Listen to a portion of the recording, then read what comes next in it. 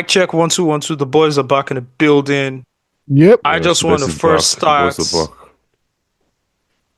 There's only one way to start this podcast. I'm sorry. Only one way. We have to start first of all, just because of a fantastic week I have had. Okay. Hey. Oh my God. What's happening to this podcast?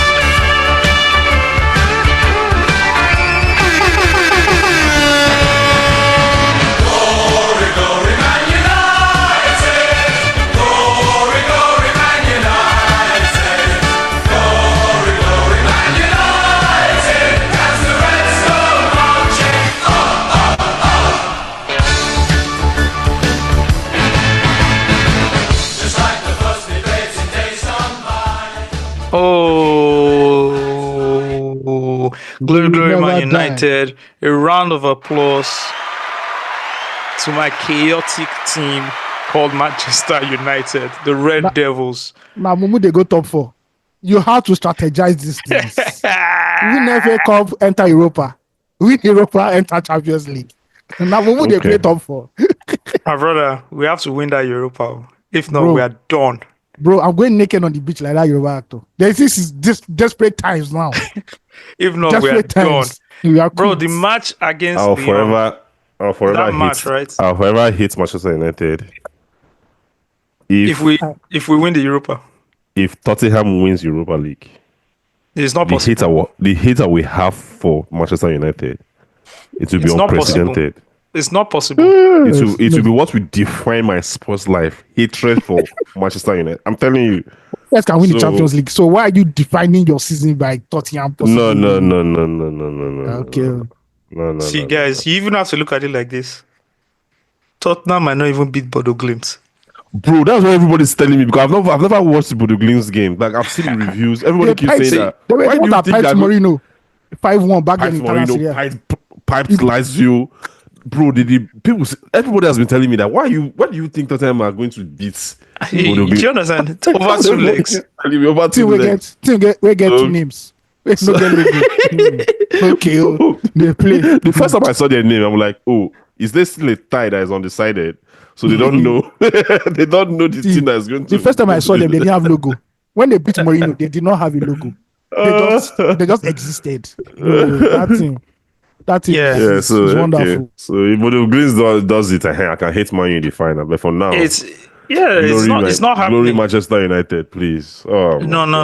So it's not even happening. If Spurs get to the final, nah. Okay. Not against United. They are not battle tested in Europe now. Oh yeah, who Tottenham? Spurs, they are not now. Oh yeah, they did. They have no pedigree.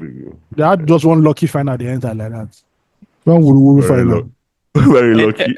And it was Ten Hag that cost it. It was Ten Hag that cost it. Because Ajax was already leading. Yes, no. It messed up the game. Anyways, man, I just want to give a shout out to every Manchester United supporter out there. What we went through last Thursday was something that we shouldn't be doing on the regular. Going 2 goals up, then going behind by 4 goals, only to then score 3 goals and win. Bro, my phone was away. I couldn't even type. I was just I went through different phases. Bro, watching at 2-0, at 2-0, I left the game. So I wanted to go buy like beer. I was like, so I called the wife. I was like, this is Easter. We're not doing anything for Easter. You're not even cooking anything. You're like, I don't want to go out. Like, okay, let me just go out, because I want to use the opportunity to go out and buy what I wanted to buy. So I left. So by 2-0, I put on my podcast. I walked to the grocery shop, like store. So I walked. I think I was at checkout when I brought out my phone, just to check the group. And you people were still shouting in the group. I'm like, which game are you people watching? They said, he said, you don't know what's happening. You don't know this Manchester United. You don't know what this club does to us. I'm like, are you serious? Bro, I was shocked that that game was still on. That you guys were even on the verge of being knocked out. Yeah. I'm like, oh, then apparently I put my phone in the pocket again, concluded my checkout, paid, then came out of the store, and you guys have scored 2 already. Bruh, that game is no. Uh, Roller coaster of uh, emotions. Roller it's coaster of mad. emotions It's at the end of the mad. day, It's man. mad. I've been watching Manchester United for a very long A time, long man. time. I haven't seen anything like that in my life. This The kind of psychology. euphoria that game gave me, I think two other games, no, not two other games, three other games have maybe there are more games, but like the ones I can remember right now is the Champions League final 1999. That Yeah, game was that was it. crazy. I remember running and knee sliding on rug and my legs burning because I forgot we had rugs in the house. That was that game. There was the Man City Man United 4-3 game that Michael Owen Mm. scored The last the minute goal. the last minute goal. That one was a viewing center. Everybody hit the roof, the metal More. roof. We destroyed itself. I they hit the wood by my side, like bro. There was that one. Then there was that Aston Villa game that Makeda scored the goal. Remember, we were on the Oh, title race. I think it was Jesus with Arsenal or Christ. somebody. Yeah, when And title then was to Chelsea. yeah, and he scored the goal, miraculous goal. There was that. There've been a couple of other ones, but those ones are the ones You I know how I beat remember. him. You know how I beat him was it's Fergie. Fergie was in the stadium that day. This man's heart. This man doesn't have long to live again. And you people are doing this. I was so happy to see Fergie smiling. Bro. But just Ah, generally, right, we are in a terrible state as a football club. no, terrible. Think about Crash. it, where Leon was a man down, and they still found a way to score two Scored two goals. goals. That's terrible. With a That's man terrible. down, they still played us, but somehow we Yeah. just won the game. I don't know what to do. We just It's need to Gidigbo focus on football. Europe.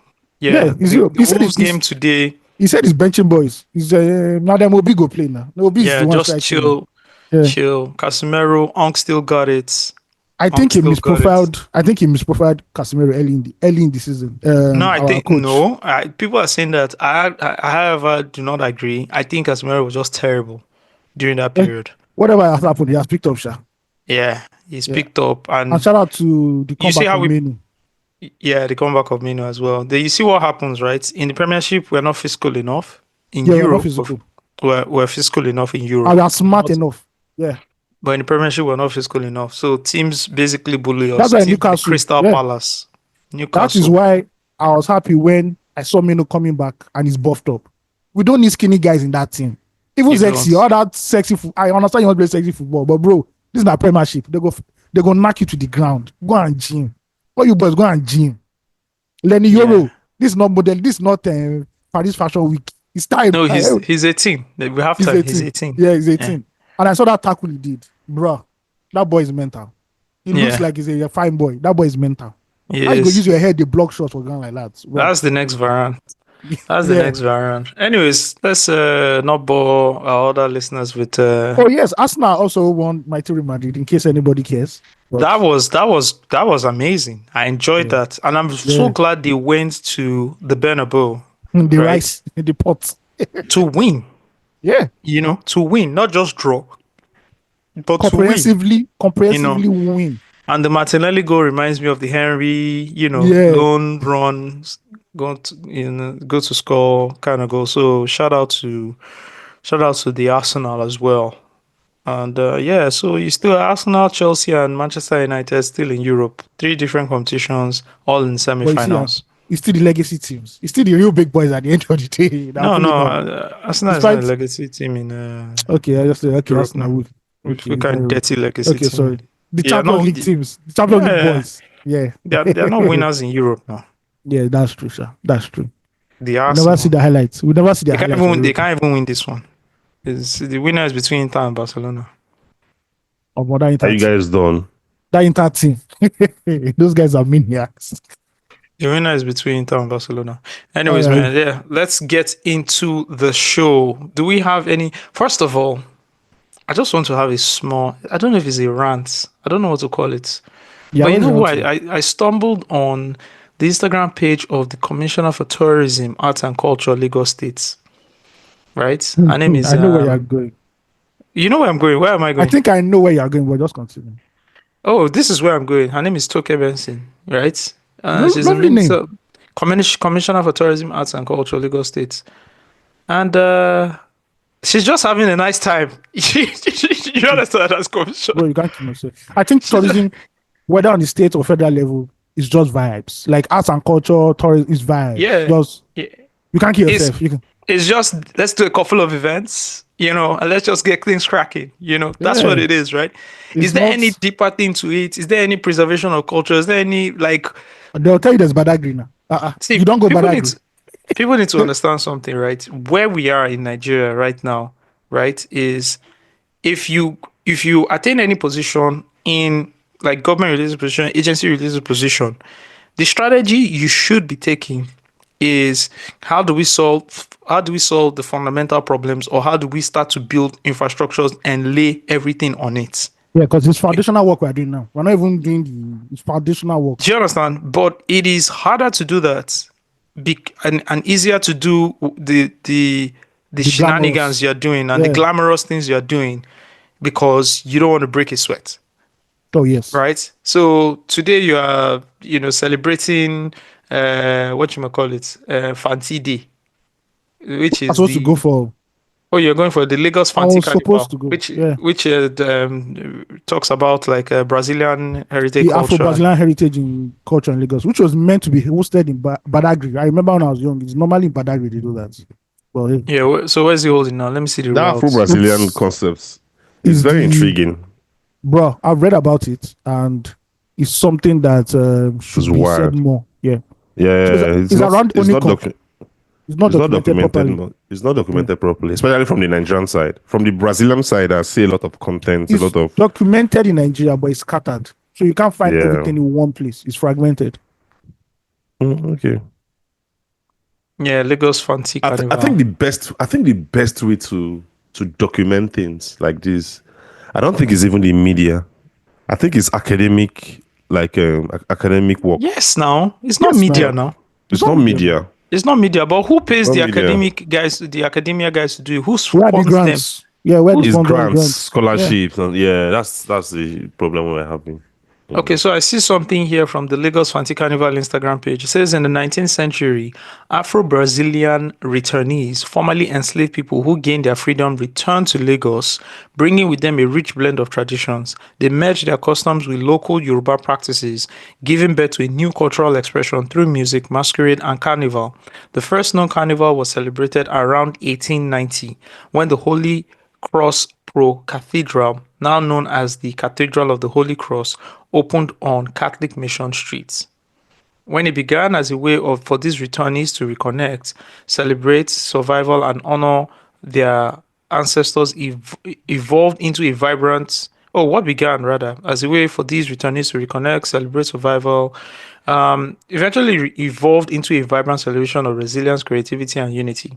So basically, when the Portuguese came here, took slaves to wherever they took the slaves to, some They of took them them to gained freedom and Brazil. returned, Yeah. right? And that's why there's a lot of shared history and shared So yeah. cultural nuances and heritage. So when you hear somebody's surname as Gomez, Da Silva, all that stuff, it ties back. That's the Afro-Brazilian heritage they're talking about. Yeah. And if you go to There's- Lagos Island, you still see some houses with the Yup. architecture there.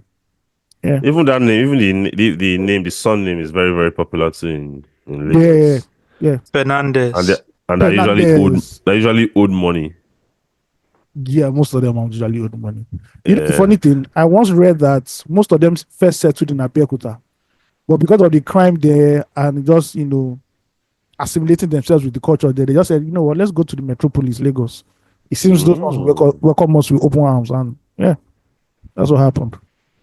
Interesting. So I feel like we need to do more of that, like building fundamentals and then layering every other thing on it. Oh yes, And this not happens la- across all agencies. yeah, all like ministries, I would say, you need to get the fundamentals right for tourism to happen properly. You need good roads first of all. Man. You need a network of good roads first of all. If you don't have good roads, it's not possible. There's nothing, and you need security. You can't tell me to go to somewhere in the north like Yankari Game Reserve or somewhere and shit is popping off. Or you want me to go to Jos and see Jos as a tourist capital of Nigeria, capital of Nigeria, and they're doing some ethnic cleansing there. It's not going to work. It's not possible. People will not feel safe if they cannot. If people will not feel safe if there's no security. Imagine me going to Dubai and there's a war going on there. I'm not going. I'm sorry, bro. Yeah. Well, even as simple as the first one you mentioned, if the roads are bad, you can't even take a 6-hour drive or a 4-hour drive or a 3-hour drive. to Anywhere. anywhere. Yeah. And there are It's that places to basic. explore. Plenty. I think Badagry is very underutilized. Badagry should be earning like close to $100 million for Lagos State government every year, or 200. But even the road, I think they're still constructed. They've not finished it. At least it's now motorable. How many hotels Mm. do you have there? How many grants are you giving to developers out there to create hotels and all that stuff? Even the people who have your museums there, have you given them grants to upgrade it? Because I'm sure those museums still look like what they were looking like in the 1970s. I was just telling Steve before you joined the this call that Yeah. I was shout out to Doc Nato, right? Yes. The Doc was in The, touchdown in the, Amsterdam. the Amsterdam boys.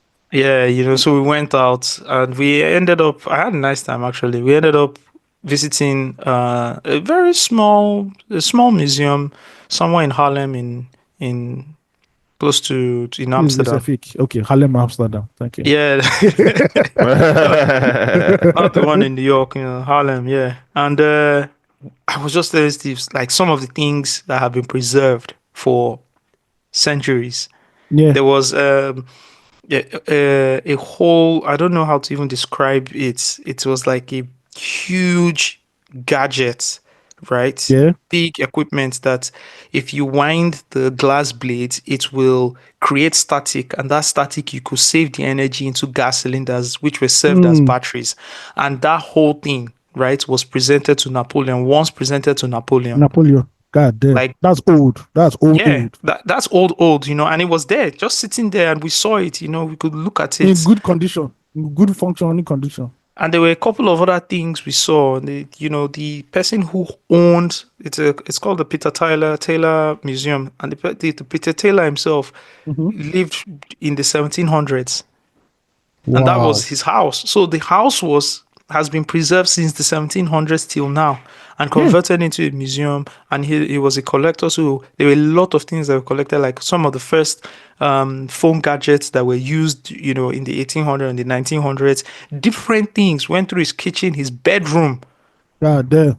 We saw the kettle that was used through all that period. So, in terms of, we need, like, that's what I'll first say. Okay, what do we need to do? We need to start collecting things and put them in a space.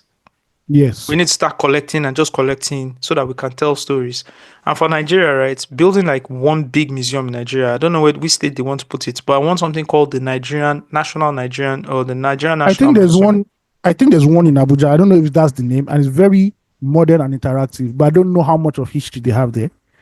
I've Yeah, seen a couple of stuff on Instagram, but I don't know how much they have there as a modern day museum. But there's one in Abuja. That's the one I know about. Then it'll be obviously, nice. yeah, then obviously the one in Lagos here, which is just centered on Yoruba culture. But those are the only Yeah, two that I know that are properly done. I went to the National Museum. They have a lot of stuff, but the presentation is terrible. it's Present- because it's not been upgraded. There's not been upgraded. Imagine you see them, you'll be there are still fans in those places. Instead of having like internal AC units that just be everywhere, it's fan you Where will they see. are fans with like rolling blades. Yeah, rolling blades, ox fan. No, those industrial one where go if you put your eye, you come on your eye. I'm like, bro, even Mutala Mohammed's Benz is not displayed properly. It's hidden in a shed somewhere. Yeah. The Wow, woman now also open the shed for you. You now look at it. I'm like, bro, wow, that's terrible. wow. The museums I've been to are very ancient, apart from the one that Lagos State did, and I'm sure the one in Abuja too. I know Edo State is planning on doing one that is very modern because of all the artifacts that are coming back, and I'd love to go to that place. But yeah, That would you're be right. great. We need one Nigerian one, which is going to be like the paramount one where every Nigerian should go to. Kids will go on Yeah, excursion to that. That is what you should be and paying. That you should be, your school fees is working. That kids are going to that place and they are knowing about Nigerian history. That should be where we can go and listen to the old national anthem, not bringing it back. and that museum can have everything. And for Nigeria, it's like curating it, right? Or Yeah, developing storylines is very easy because you have a rich history and rich culture.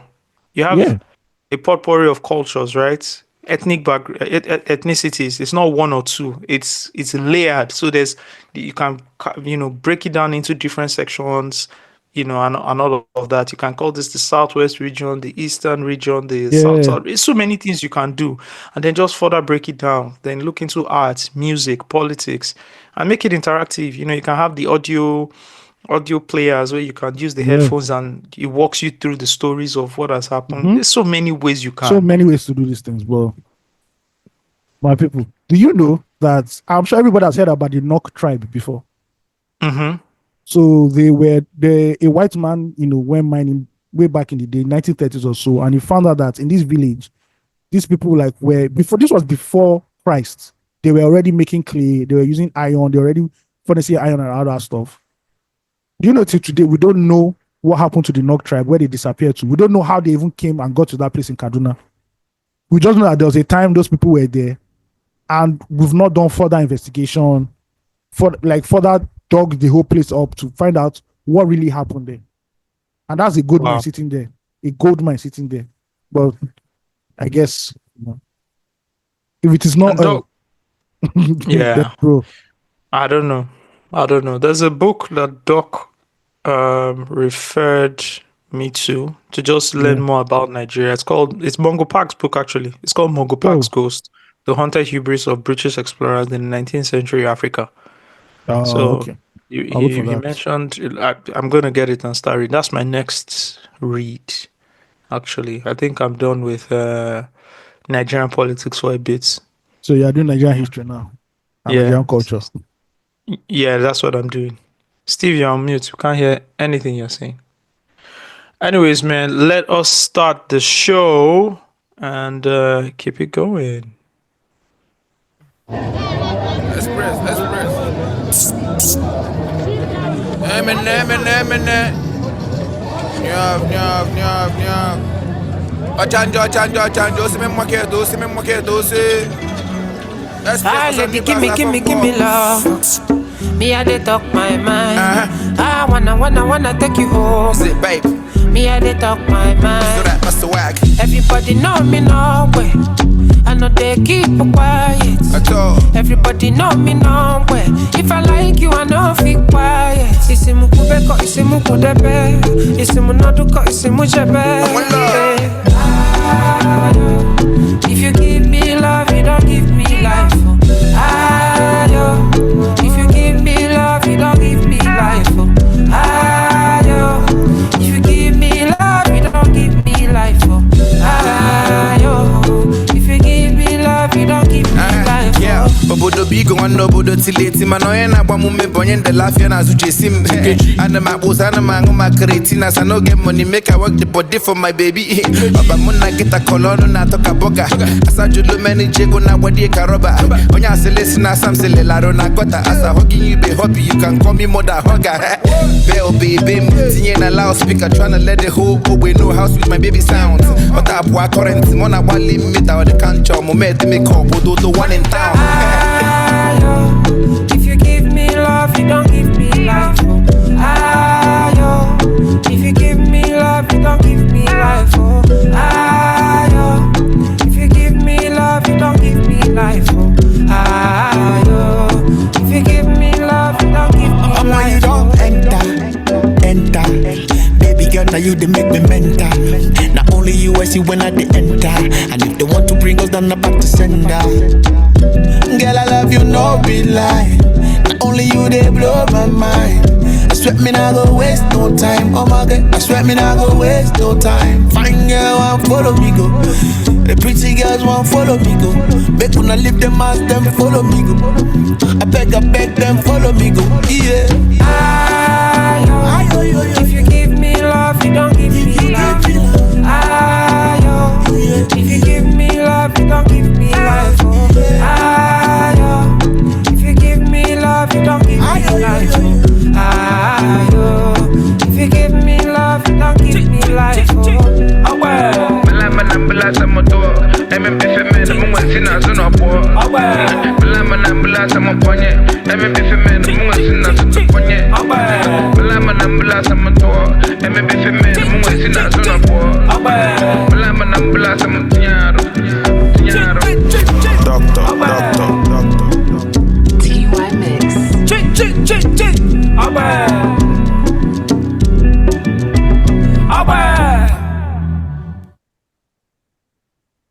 That's a jam. That Who's that is again? that is Basket It's the Mouth basketball no. featuring Yeah, I Chike, figured. Okay, yeah, I was trying to know Zoro, that voice. and Play. Yeah. That's off the Yabasi album. That's my best song off the Yabasi album, by the way. For You real? know. Yeah, Oh. that's my best song off the Yabasi album. But we're not done, we're not done, we're not done. If you thought we were done, we're not done. I gotta take it down. We're in the east and we have to go to the south. Yo. Gotta go to the south. You know how it is now.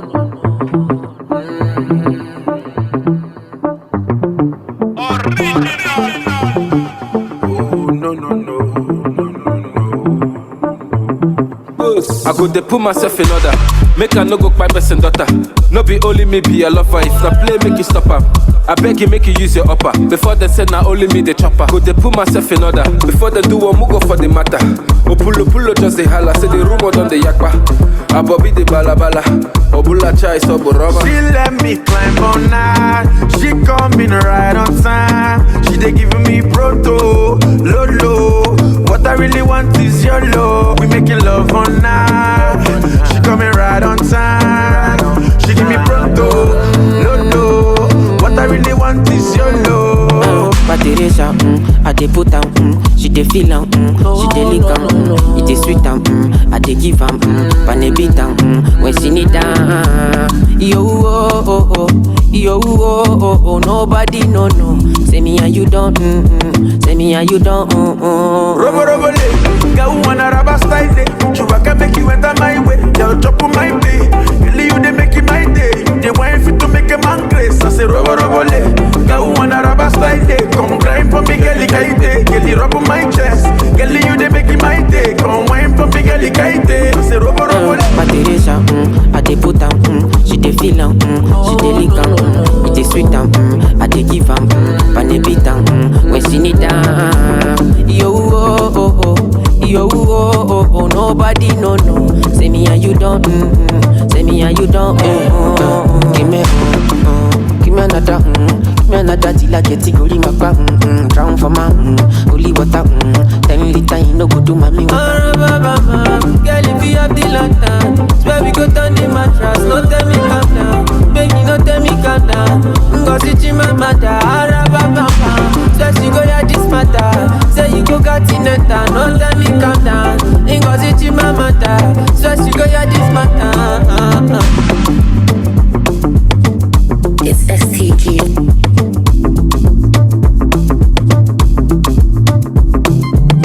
Cho.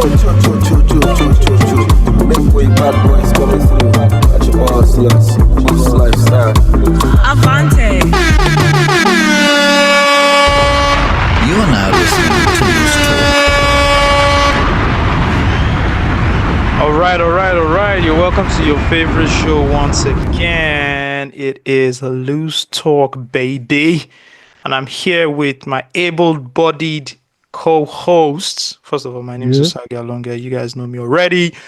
Yes, I do have the one and only, you know him, the Afrobeats curator, #1 Afrobeats reporter worldwide, by the way, not just in Nigeria, not just in Lagos, not just in Africa. 30 BG as well. Don't get it twisted. Yes, the plug. Don't get it twisted. You see him on every Afrobeats panel. You see him at every Afrobeats event. You see him curating everything pop culture, everything Afrobeats. You got to give it to the one and only Mr. Ayomide Oluwasegun Tayo II. Thank you very much. Round of applause. Thank you very much. He just updated his rate card. You know where? Yeah, I just updated. Rate card just updated. Oh, drop a bomb for 10,000 followers on TikTok. In dollars. Bro, I saw that 10,000 followers on TikTok. I'm like, man, this is a lot. Like, how did you? That's a lot of work, man. 10,000 followers on TikTok. Because I know how competitive that space is. That is mad. To get 10,000 followers on TikTok that's what. And for the content, like back I'm in making, the days, it's hard. Yeah. This is your back there, sir. Bro, I used to tweet at an event overnight and get 2,000 followers. Yeah. that's Back on then Twitter, in like 2011, 2012. Yeah, just on Twitter, just one night. Bro, Just go to a do- Nice Prince do you know event what and this is to get? troll the whole thing out. Do you know Yeah. you used to get 2,000 followers overnight now in Nigeria on Twitter? No, Bro, you did some crazy shit and you're going you viral. had to do some weird shit. You had Yeah. to do some weird shit. Come on. Some really good stuff. Even you will get the views. You No, get you get the retweets. views. It's the follows that you will not get. You won't get the follows. It's very different now. Very, very different. So man, yeah, that's it. That's it. Shout out to you. And yeah, and our other co-host, you know him, is the lead researcher. I solo like he's solo, Can't forget that one. representing the creeks, the Niger Delta, he's there, the South, he's there. Agbo's finest. Side representing Ugeli as well. Don't get it twisted. Mr. Steve Diddy. I mean, Round of applause. I wanted to just inform you that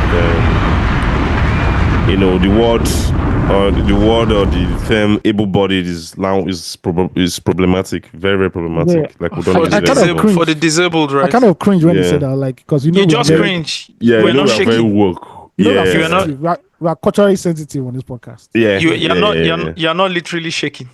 No, not yet. Not yet. Not yet. Not Now, yet. small. These woke people were crazy on Twitter.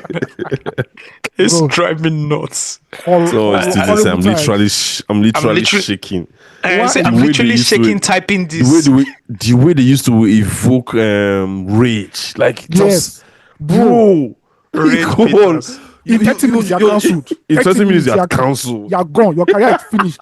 Your employer HR is is- already sending you an email. They're sending you. Your HR is already man. shaking in the office that what is happening. This Yeah. is bad PR for us. Yeah. What a time. Bro, they used to go to people's LinkedIn Yeah. Yes. and start reporting the company and start They down, go bomb- like just Yeah. bombing the company Bombing. on LinkedIn. And the company says, what's going on? What's going on? Oh, this person said this. Okay, as of today, we have let this person go. Or this person is now receiving mandatory training. Bro, you see that was some bullshit. That's one thing I appreciate Elon Musk. Yeah, I agree for that one. Yeah. Like purchasing Twitter and then telling all the woke people go and die. Get you You know, understand? Then That's why it's every other funny. company now followed line, follows. That's suit. why it's funny seeing them complain now about how Twitter is, like how uncomfortable it is for But this is them. how you guys were doing. I'm like, this is exactly what it is back then. When you controlled the social consciousness, you were not any better. Do you get? Bro, So why I are you complaining? remember a guy in Nigerian Twitter was having a back and forth with someone, right?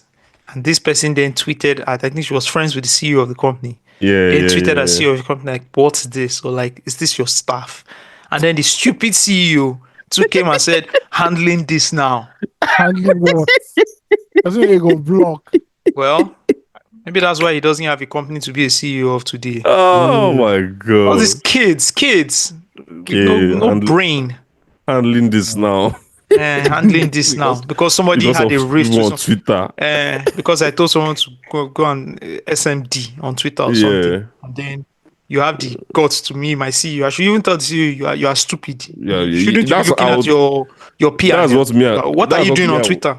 That's what me I would That's tell true. you. So, you know, Kuku get sense. You don't get. You let them You're get time. handling. You You are don't have handling bigger it now. things. Handle it.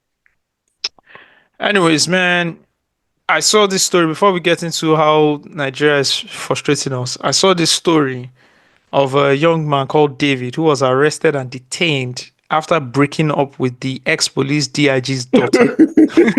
I see Bro. nothing wrong here. to You supposed to know. to date now na wahala. Bro. Mm-hmm. To date now na wahala. I actually read the story, so it's not as crazy as what the headline is. Oh, okay. Yeah. There's some as usual. context to it because I went and read the story. It was reported by Sarah Reporters. The guy I went and read right? the story.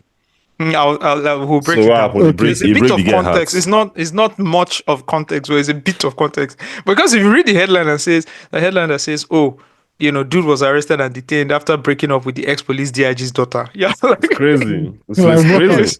it's crazy. But it's not like from a Nigerian perspective, it's not like overly crazy. Like it's just normal. It's a normal. yeah, conversation, break like, it's up something that we with- expect. Yeah. Is in the realm of possibility in Nigeria. Very, It's very a real possible. possibility in Nigeria. Bro, Yeah. if monkeys and snakes can swallow money, Yeah. You know, millions of naira. This is a light pack. Anyways, let me read the official reports. David Nwokyori, who was arrested following a breakup with Genevieve Okpara, the daughter of retired Deputy Inspector General of Police Hilary Okpara, has been released on administrative bail. Nwokyori regained his freedom on Thursday after the intervention of human rights activist Omoyele Sowore. Let me go into the story itself. The Nigerian police force had earlier imposed stringent administrative bail conditions on Nwokyori, who was arrested last week by operatives of the Force Criminal Investigation Department, FCID, and remained in custody until his release. Like, this is what the FCID is up to. Yeah. The big This guys. is the FCID. This is not regular. This is the FCID. This is what they're up to. All right. The guy says, I got involved and asked. No, this is even Sowore. I want to go into the story itself. Yes, the background. I found it. According to David's legal counsel, who is also representing him in the ongoing case, the situation stems from a failed relationship between David and Genevieve. Chibuzo explained that Ezekiel Chibuzo, barrister Ezekiel Chibuzo is David's legal counsel. So the barrister explained that David only discovered Genevieve had previously been married and had 2 children after their relationship had progressed significantly. Like, you're dating somebody, you're madly in love with her, and you find out that she's been previously married and she has 2 kids. First of all, it means that Genevieve is she's a snatch.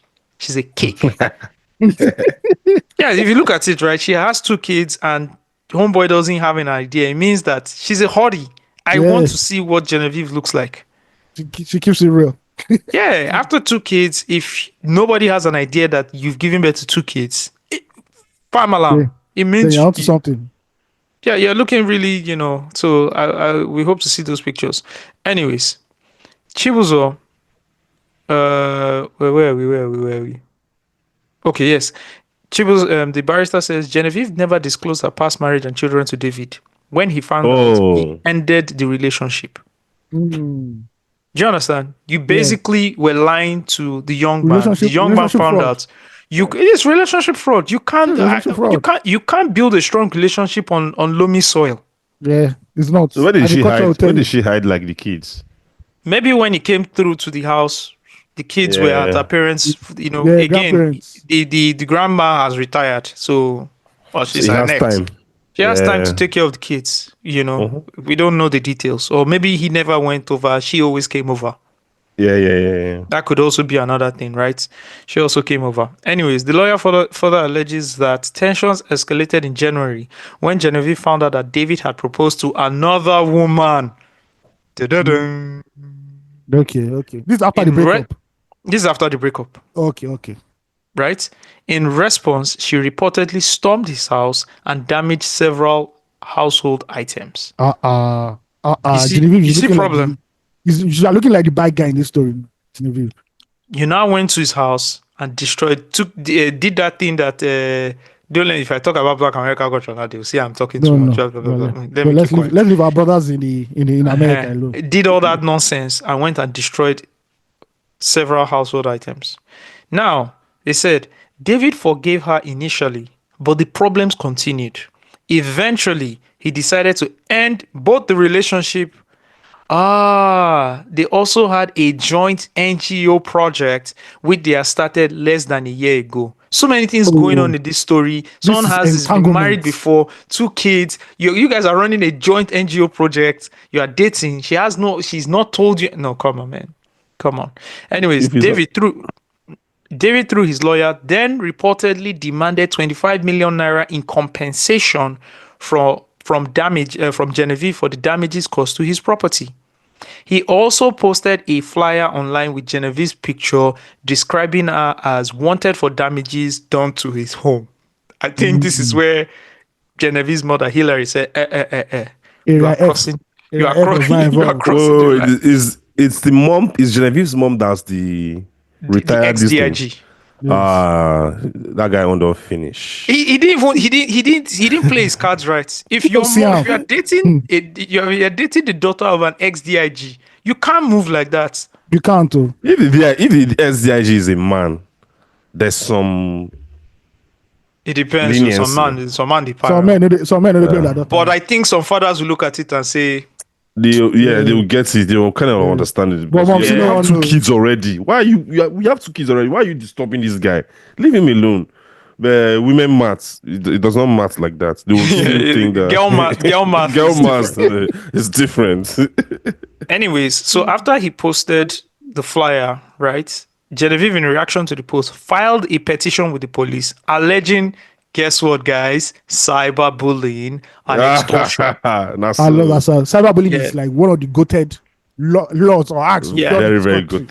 Yeah. It's very, very broad. It's broad. You can use it to slap anybody. I can diss someone on this podcast and the person just alleges It's cyberbullying. cyberbullying. Cyberbullying. And for you know, Sharply. Black Maria don't do your house. Yeah. So she alleged cyberbullying and extortion. This led to David's arrest. She was not happy about the post and reported him to the police. This is how the issue started. Meanwhile, David's family alleges that Genevieve's father, retired DIG Hillary. Oh, it's the dad. The dad is retired DIG.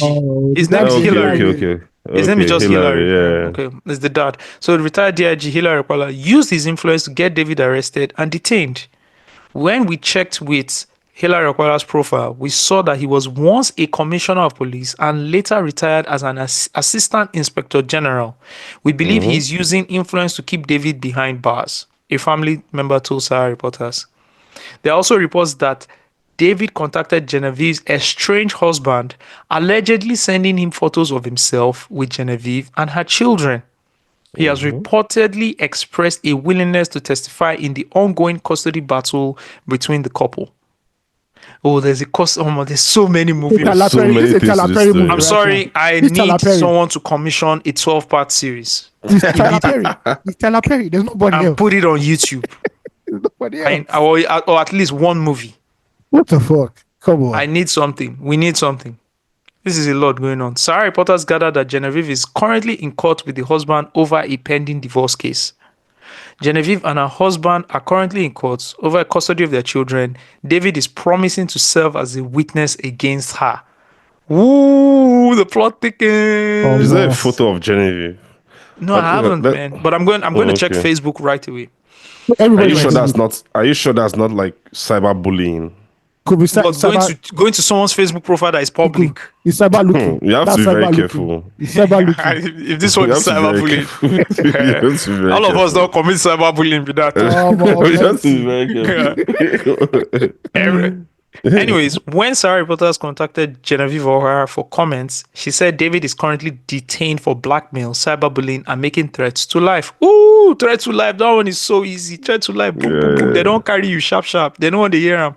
Anyways, she said, I think you should speak to my lawyer because you won't be able to get all the necessary information from me. The matter has already progressed significantly. Please speak to my lawyer. It's already in court. Maybe I'll share my lawyer's number with you so you can call her. Let her tell you what she can disclose. But the police cannot just arrest people arbitrarily. They must have some information on him. He is currently detained for blackmail, cyberbullying, and making threats to life. The police has a clear picture and full story. All right, then, of course, Sarah reporters diligently called Genevieve's lawyer and she said, I cannot divulge any further information. As of today, the matter is sub judice. Is that how you pronounce it? Anyways, that means it is already before the court, okay? And I can't speak on it. You are acting on speculations and I'm telling you the matter is now sub judice. As of today, it has already been filed in court and is now before a competent court of jurisdiction, so we can't speak further on this matter. Wow, this is a lot. I just wanted to tell all my brothers and sisters out there, please do your due diligence when you want to go, before you go enter a relationship. Ask all the questions. Do not assume. Do not guess. I'm looking at the picture of this young man, the David Nwokore man. This is just a young man trying to live his life, right? Yeah. We sit here then. Can't even remember. Maybe not. This is not Lagos, right? I don't know where this is. Anyways, man, look at the young man now going through all this wahala. Why? because somebody wants to Sorry, not to let go. somebody wants to let go. Please also know how to identify the crazies. They're out there. They look nice at first. They look nice. They look very inviting. Please know how to identify the crazies. They are there. That's why I wanted to see a photo of like Genevieve. Yeah. Because sometimes I'm trying to look for a photo. You can overlook some certain things, you can. You are allowed to overlook something. That young man he might have been entrapped by something else, so you can't blame the man. It happens. Yeah, he probably It saw happens to some the best things. of us. Yeah, it's probably so. See, there are some things you see, right? You don't understand. You just Bro, look you and get say, some kind of look food, at say this food go purge me. This food go purge me. But let's go. But let's go. Let's go. Like lactose intolerance people. They know that it's going to fuck them up, but still, they go switch off. I have seen the picture of Genevieve. Me too, I've seen the picture. I've seen the picture and I understand. Let's say I understand why. I understand. I think I get it. Yeah, I get why now. I get. I get it. I get it. My guy said, you know what? If you go purge me, make it purge me. Anyways, he's in his purging phase right now, and we wish you the best, man. Just take enough. What's the name of that thing I always take when you go to the toilet too much? Imodium, purging, right? Imodium, thank you. Yeah. Take the one that just melts on your tongue. And you'll be fine. Anyways, man, let's get back to it. Nigerians fall victim to another Ponzi scheme. Hello. Surprise. Not today. All right, man. The BBC is reporting that Nigerians fear savings lost as investment app freezes them out. Angry Nigerians are turning to social media to describe how they have been locked out of their accounts on the digital financial platform CBEX, spelled as CBEX. People have posted photos of themselves and videos of themselves crying, saying they could not withdraw their investments and worried that their money had gone. Some furious customers ransacked a CBEX office in the southwest city of Ibadan, cutting off chairs, air conditioners, and a solar panel. CBEX has not yet publicly commented. The company has promised that investors would double their money every month. Nigeria is currently facing stringent economic times, and many are desperate to find a way to boost their income. One investor, identified as Ola, told the BBC Pidgin that he feared he had lost 450,000 naira. He said, I was ready to withdraw all my investments just last week, but my friend told me to be patient and wait. And now it has crashed. And Ola, now you have to go and kill your friend. Anyways, many others have shared similar stories online, with one person talking about losing $16,000. If you put $16,000 in CBEX platform, you deserve everything. Hey guys, I'm sorry. Like, $16,000 you went and put in the CBEX platform. Anything where your hand see, my guy. No cry, risk, no beg, no nothing. Just your risk appetite is very high. I can only forgive the 16,000 if you made it within the CBEX ecosystem. But it's not as if it's money you made outside and your savings and you brought it into this ecosystem. I don't have any words for you. I can't even pity you. I still need you stoned. If you actually made 16,000 from the CBEX and you didn't pull the money out immediately, like you didn't pull the money out over a period of time. People can be greedy. Like it happens. It just wants like one last time. But I have a theory though. Like but let's put some more. Let's just put some more context to the whole story, right? Yeah. So this is basically a Ponzi. The CBEX platform, as we've seen, is basically a Ponzi scheme. It's just another type of Ponzi. It's a classic Ponzi scheme where people tell you they can double your money over a short period of time, right? With an ridiculous interest rates over a very short period of time, right? It's usually 50 to 100%. Some can go as low as 40 or 30%. to give you context, right? Even when you buy bonds through the bank, whether it's a dollar fund or a Nigerian bond, right? It's usually capped at maybe 20%. I think the highest was what Stanbic did a few years ago when Naira was still really good. This is pre-Buhari time, right? Yeah. So around that time, I think they were as high as 18%, 21%, right? But anything beyond that, bro, It's and a red flag. that was It's a red 365. flag. That was over a period of 12 months. Yeah. You're telling me if I put in my money and in 30 days, in a 30-day window period, right, you are going to double my money, no matter how much I put in. Bro, what are you using to double the money? What are you You know. investing in? Come on. It doesn't make sense. But things like this will always continue to happen. And to give you context, even before the very popular one was MMM, right? And Which it we crashed warned a few people years about. ago. Yeah. I remember we being working at Pulse at that time and putting out stories that this Every is a Ponzi day. scheme. Yeah. And people are Nigerians abusing were us. consistently attacking us and telling us to shut our mouth until the whole platform crashed. And before MMM, I don't know if you guys can remember when we were way younger, these Ponzi schemes existed offline.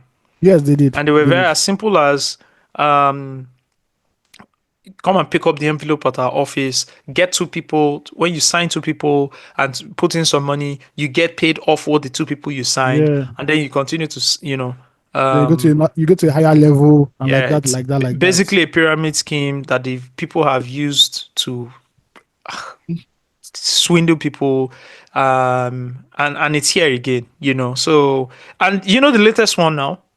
Which one? The latest one now is they've now taken it. I told you they started offline, right, with envelopes and all of that. They took it online. Oh, we have a platform you can log in. The latest one now is they've masked it with crypto trading. Oh, yes. Right? They're They've keeping up masked with the it times. Yes, there was one I was introduced to recently by someone. The person said, "Well, this is what is happening." Blah blah blah. The person really encouraged me. Okay, let's try it out. Can I download the app from the App Store? And they're like, no, it's not in the App Store, but we can send you the link so we can download it on your phone. I just started laughing because for me, that is the number one Red flag. red flag that if Apple cannot approve your app to Then be there's something wrong. to be made available in the App Store, it means you've not been able to pass the security test and a few other tests. And so it means bypassing the Apple Store and going directly to your app to put, to download it on my phone. I actually have no idea what your app can do, whether it can have access to my financial records or my contacts or to my personal photos folder or any other thing. So I don't know the amount of damage you can even do to my own personal information before we even start with the trading and all of that. But like I said, they've now masked it with crypto trading. Some do BTC, USDT, some do some other crypto trading, and they then send you like signals.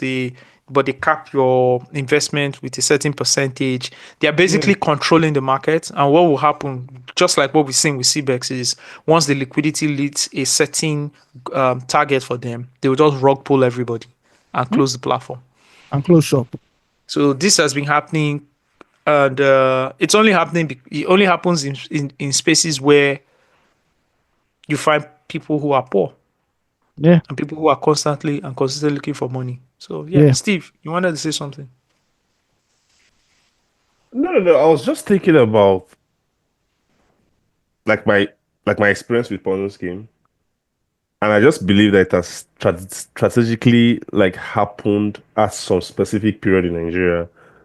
And I want us to think back. For example, like my first experience was when I was in uni in Delta State, where some friends like introduced us to. Although I didn't put any money in it. It was it was 2009, which was just immediately after the 2008 financial crisis. MMM was after Buhari. That was 2015. After Buhari had brought in his first inflection as a democratic leader. Then look at the strategy, look at the timing of this CBS. Like I feel it just comes like when there's like a financial downtime, like when things are really extremely hard, and they introduce it. And people just because people are looking for money, people are desperate, and because of like the signs of the times, people just get into it and get bonds.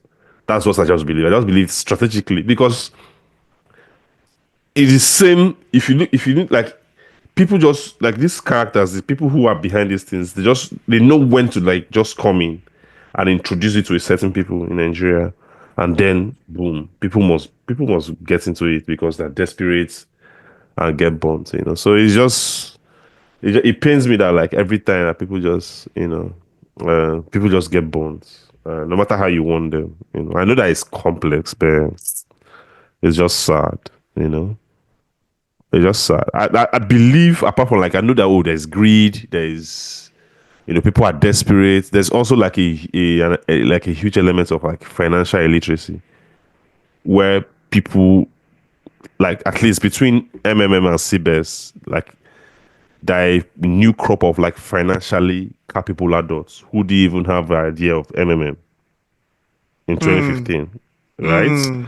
Who were 14 and 15-year-old. Thank you. They're old at that time, right? Who had and no now, little to zero financial responsibility for themselves. At that time. Yeah, now, and they don't fully understand how Ponzi scheme works. You know, you see, like, the schemers, right? They use terms like investments, returns, ROI, just to convince people, you know, and it works, you know. So another thing another strategy that they use, and it's very interesting. Like, you watch out for these things because Nigeria is very communal, right?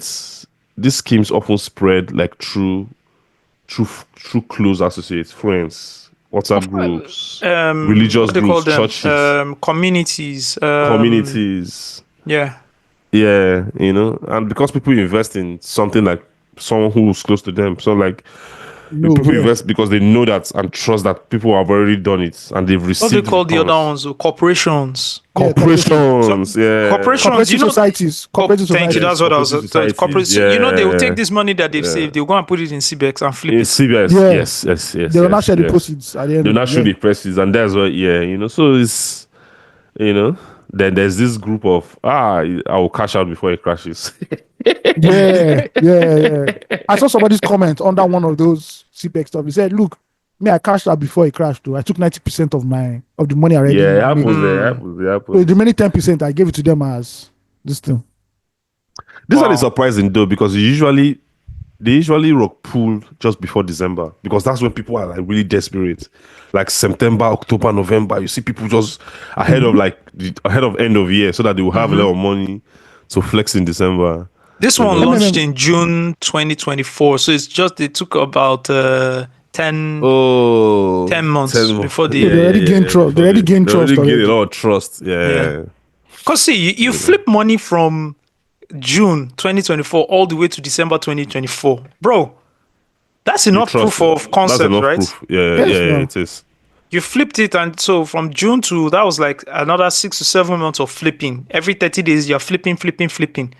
You continue to stash your money in it now, and people really don't, like you said, Steve. Some people, this is their first experience of what a Ponzi scheme is. Yeah, and I think most times Ponzi scheme, it's the first timers that they always get.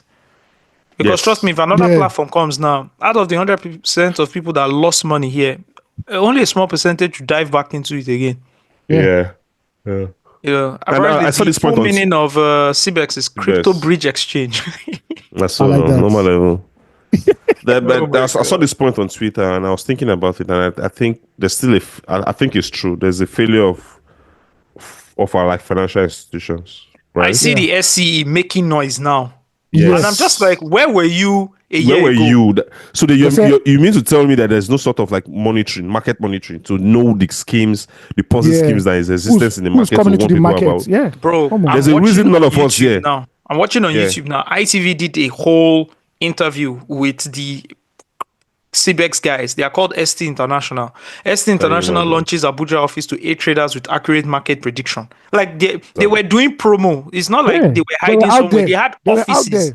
They registered CAC business with the CAC. They registered their business. So it was already in the system already. Before the news of this crash, did any of you know about CBEX? No. Me no. Okay. You knew? No. I don't know. Okay. I believe that banks and our financial institutions should be like a watchdogs here. Like like having a monetary system that detects schemes like this Yeah, in the we market should. and quickly start warning us, right? OP has this amazing feature where, like, if you are about to like transfer, make it like a huge sum transfer, they just tell you about, just quickly tell you about. Hope you're not doing any hope you're not sending money to investment schemes. That's very, very good. But I think it should be expanded into outrightly calling out schemes by names, like warning the customers to be careful and stuff like that. Like I believe myself to be above normal customer of like the Nigerian banks that I use because of the volume. Yeah, of yeah, money. you're not the average user. I don't think it makes sense that are not at least warning me about a scheme that was this popular on the streets. Yeah, whether by text message, app message, Or app by notifications. in-app notifications. Like, tell me about it. That there's this thing It happening goes now. to the SE, it goes to the CBN. The CBN Yeah. says every bank. You know what I want Every to do when bank your is app secular. I don't even really. After you release the secular, when your app opens, the pop-up notification I want on your app Your app is is to tell people that Is to tell CBEX people is not fraud. to do this. Yes. Then go and arrest these guys, and then push the news out that you've arrested. If they want to stop this thing, but you know what, my brother, you know what is happening. I The know. crime that is happening, everybody is partaking in it. Everybody's partaking Of in course, it. no. Everybody's a beneficiary. There's of also, the crime, that's why of the it's crime. called organized Because crime. guess what? Have you seen the story? These CBS guys, they have an EFCC certificate. They have yes. So which was like these are like social, like these are things that they use to convince people. Social when you see proof. a companies, Yes. when you Social see a company proof. having EFCC certificate, you know that these guys are EFCC don't investigate them, they are good. Yeah. You get, but EFCC certificate, which is real, is also not an investment certification. Yeah, it's not. That's It's about not. financial literacy. You understand? So people just don't know this thing, bro. Let me tell you, Nigerians, as something as easy as what do they call these people that you can register business with now? CAC. CSC. CAC. Something as easy as CAC. You can convince a Nigerian on the street that your business course. is legit. Yeah, with a CAC certificate. with CSC. What is wrong with you? CAC. When they bring Not out even the paper, CSC, just regular business registration, not corporate. Like the, Not Yes. corporate, business name. Yeah. A business Yeah, name. how much is it? Business 20,000 name naira, is how much? 20,000, okay, but 10K or 12K or so.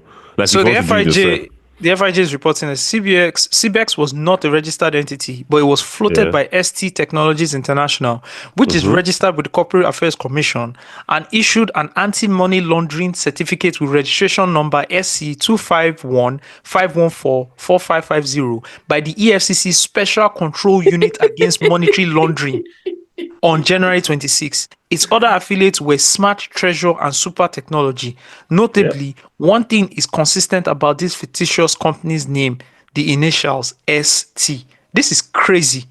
It's crazy. So whose head is rolling at the EFCC? That's the thing. EFCC, CAC, everybody. Oh yeah, come. Let's That's go. the problem. I want to play this video that they did with the ITV, covered something. I just want to hear these guys talk about crypto breach. The grand opening ceremony held in Abuja was attended by top business executives, crypto enthusiasts, and financial experts. Speaking at the event, ST International leader Adeforo Abiodun, among other crypto traders, emphasized the company's mission to revolutionize crypto trading in Nigeria through AI-driven analytics. I'm introducing this platform to you again. It is called ST CBEX platform, where we trade every day. We make money and we live a good life. And we also encourage our people. We also bring people on board so that you don't need to make money on your own. You don't need to live a good life on your own. Tell people about it. Let people know. Let them come on board. Let them enjoy life. With the help of ST, you will not lose money. With the help of ST, you will make money. All you need to do is just to follow the order.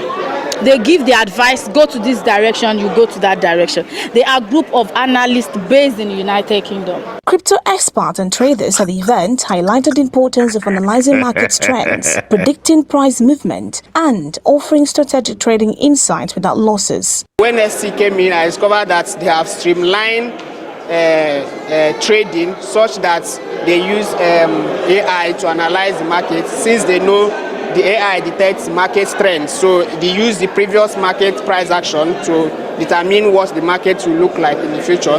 ST CBEX is a platform where when you invest, you get your 100% money back, and it's very real.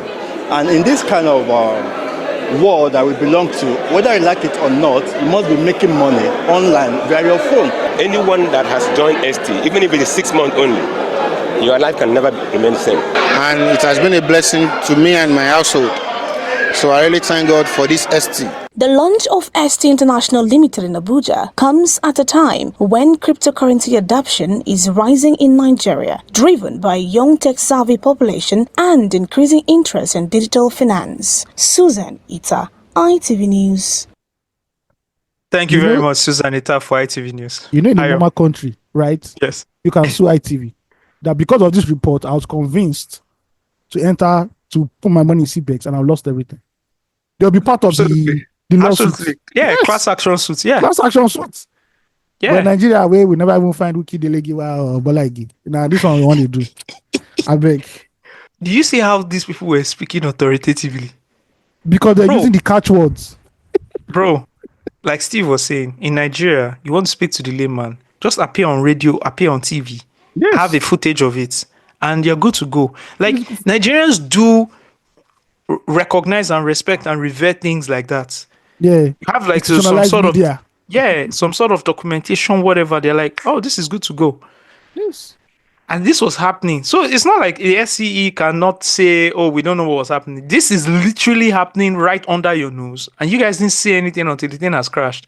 Now they've been saying 1 million things. Let me see what they've been saying. They said it's 10 years behind bars for the owner, for the people behind this or some stuff like that. Yeah, I'm just trying to even EFCC collaborates with Interpol, FBI on investigation over CBX Ponzi scheme. How are you collaborating with some? You literally you gave them a certificate or whatever. You're collaborating with. So instead, you should not come out and say, "How did that certificate come about? Who approved that? That one should be fired already. You should not have job again." Then why are you giving a company anti-laundering certificate? Like as what? Bro. That alone is a separate investigation on its own. Then the SEC says CBEX not a registered organization. It is now you are telling us that after this.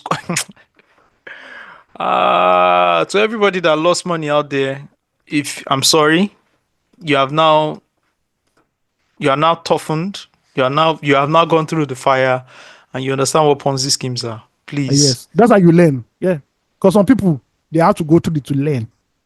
Please. And people lost money. I saw people crying. You know the one I saw, a lady who had worked in Libya. Didn't know what it is for you to work in Libya. If you know the job Nigerians do in Libya, she got enough dollars, borrowed from my friend also, and invested on the platform. She was in the office in Ibadan crying in front of the office. Because where does she want to start from? Nigerians don't understand risk. Like, have you man?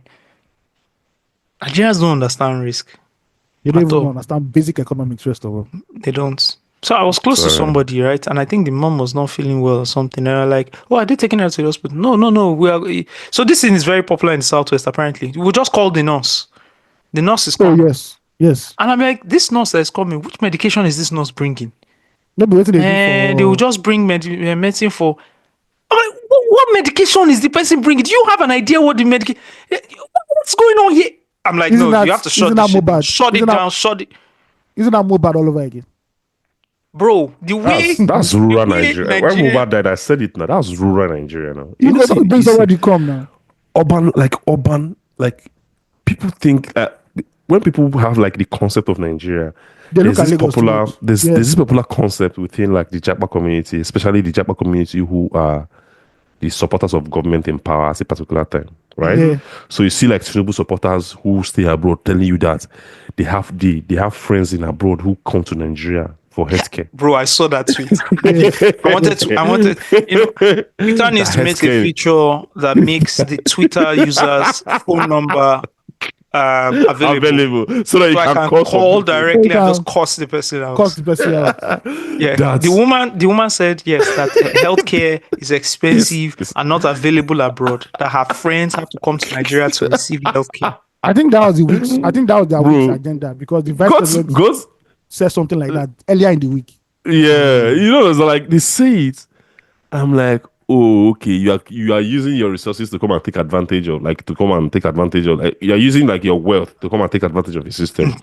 But when you say healthcare better, like it's better like healthcare in Nigeria, what do you mean? Do you mean like private care that is really expensive and reserved for the 1%, or like the healthcare that is available for all Nigerians?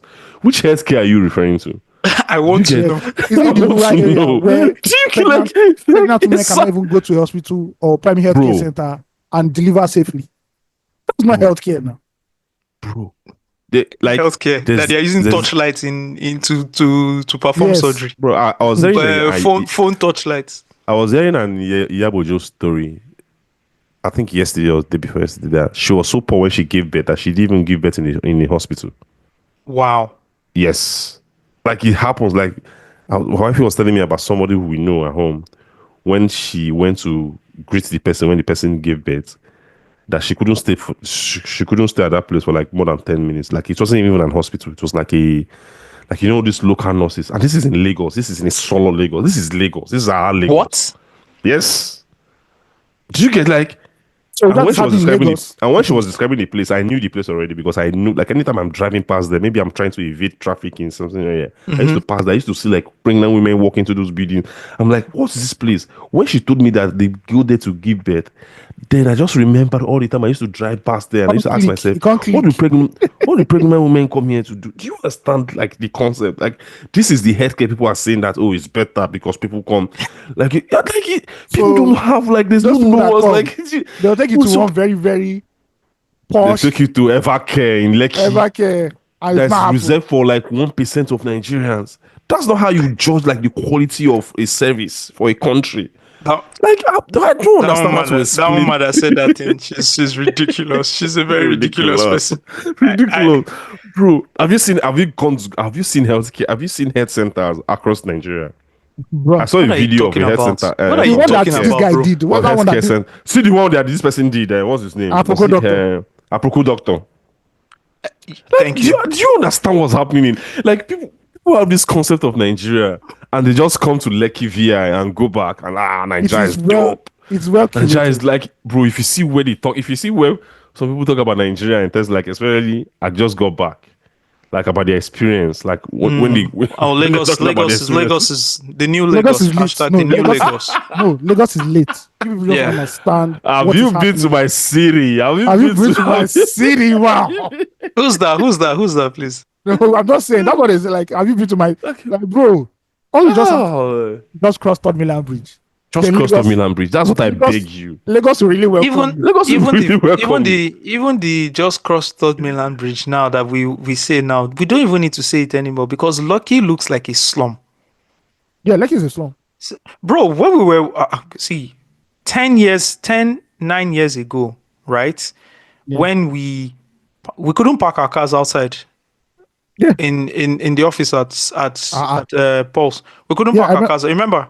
They stole one guy's brain box. Yeah, that CCTV. We saw how the guy came from with Okada, took somebody's brain box and drove off. In the afternoon.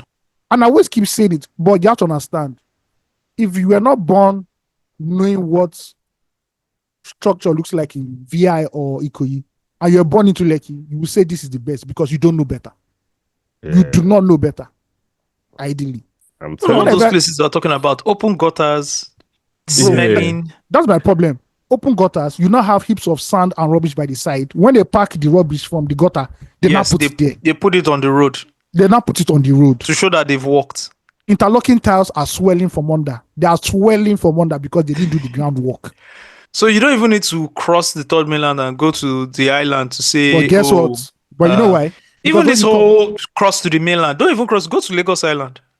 Yeah. No, nobody go. Even me, I'm not going to go Lagos Island. Go to Lagos Island. Go and look how terrible the place is. But Osage, you to look at this picture. You come into Lagos at night. You enter a jeep that is tinted, right? So you don't see all that. You go into your service apartments. You don't come out in the morning. You order food from Glovo. There was around 7. You want to party and go out. You enter your jeep again that is tinted. You now go to library. You two go believe say he's doing it now. He's doing it today. Fair enough. Go Lagos Island first. When boys show you the way, you go know how far. Fair enough. Fair enough. Have you been to my city? Are people still going to fall for Ponzi schemes? Yes, definitely. Maybe Nigeria. 100%. When do you think the 100%. next Ponzi scheme is dropping?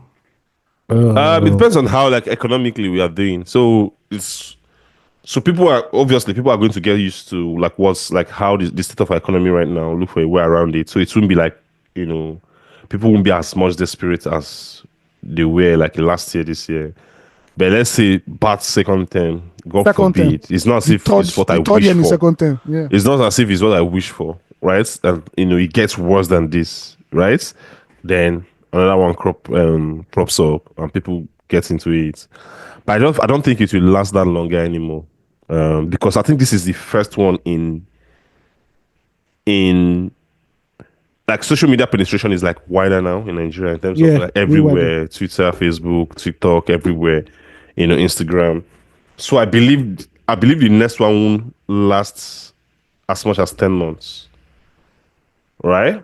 Yeah, before I think I believe that the system will be better in terms of like the publicity, the awareness, and the SEC even like putting their ears close to the street to understand what's happening and really giving us information before the people gets like rock pulled again.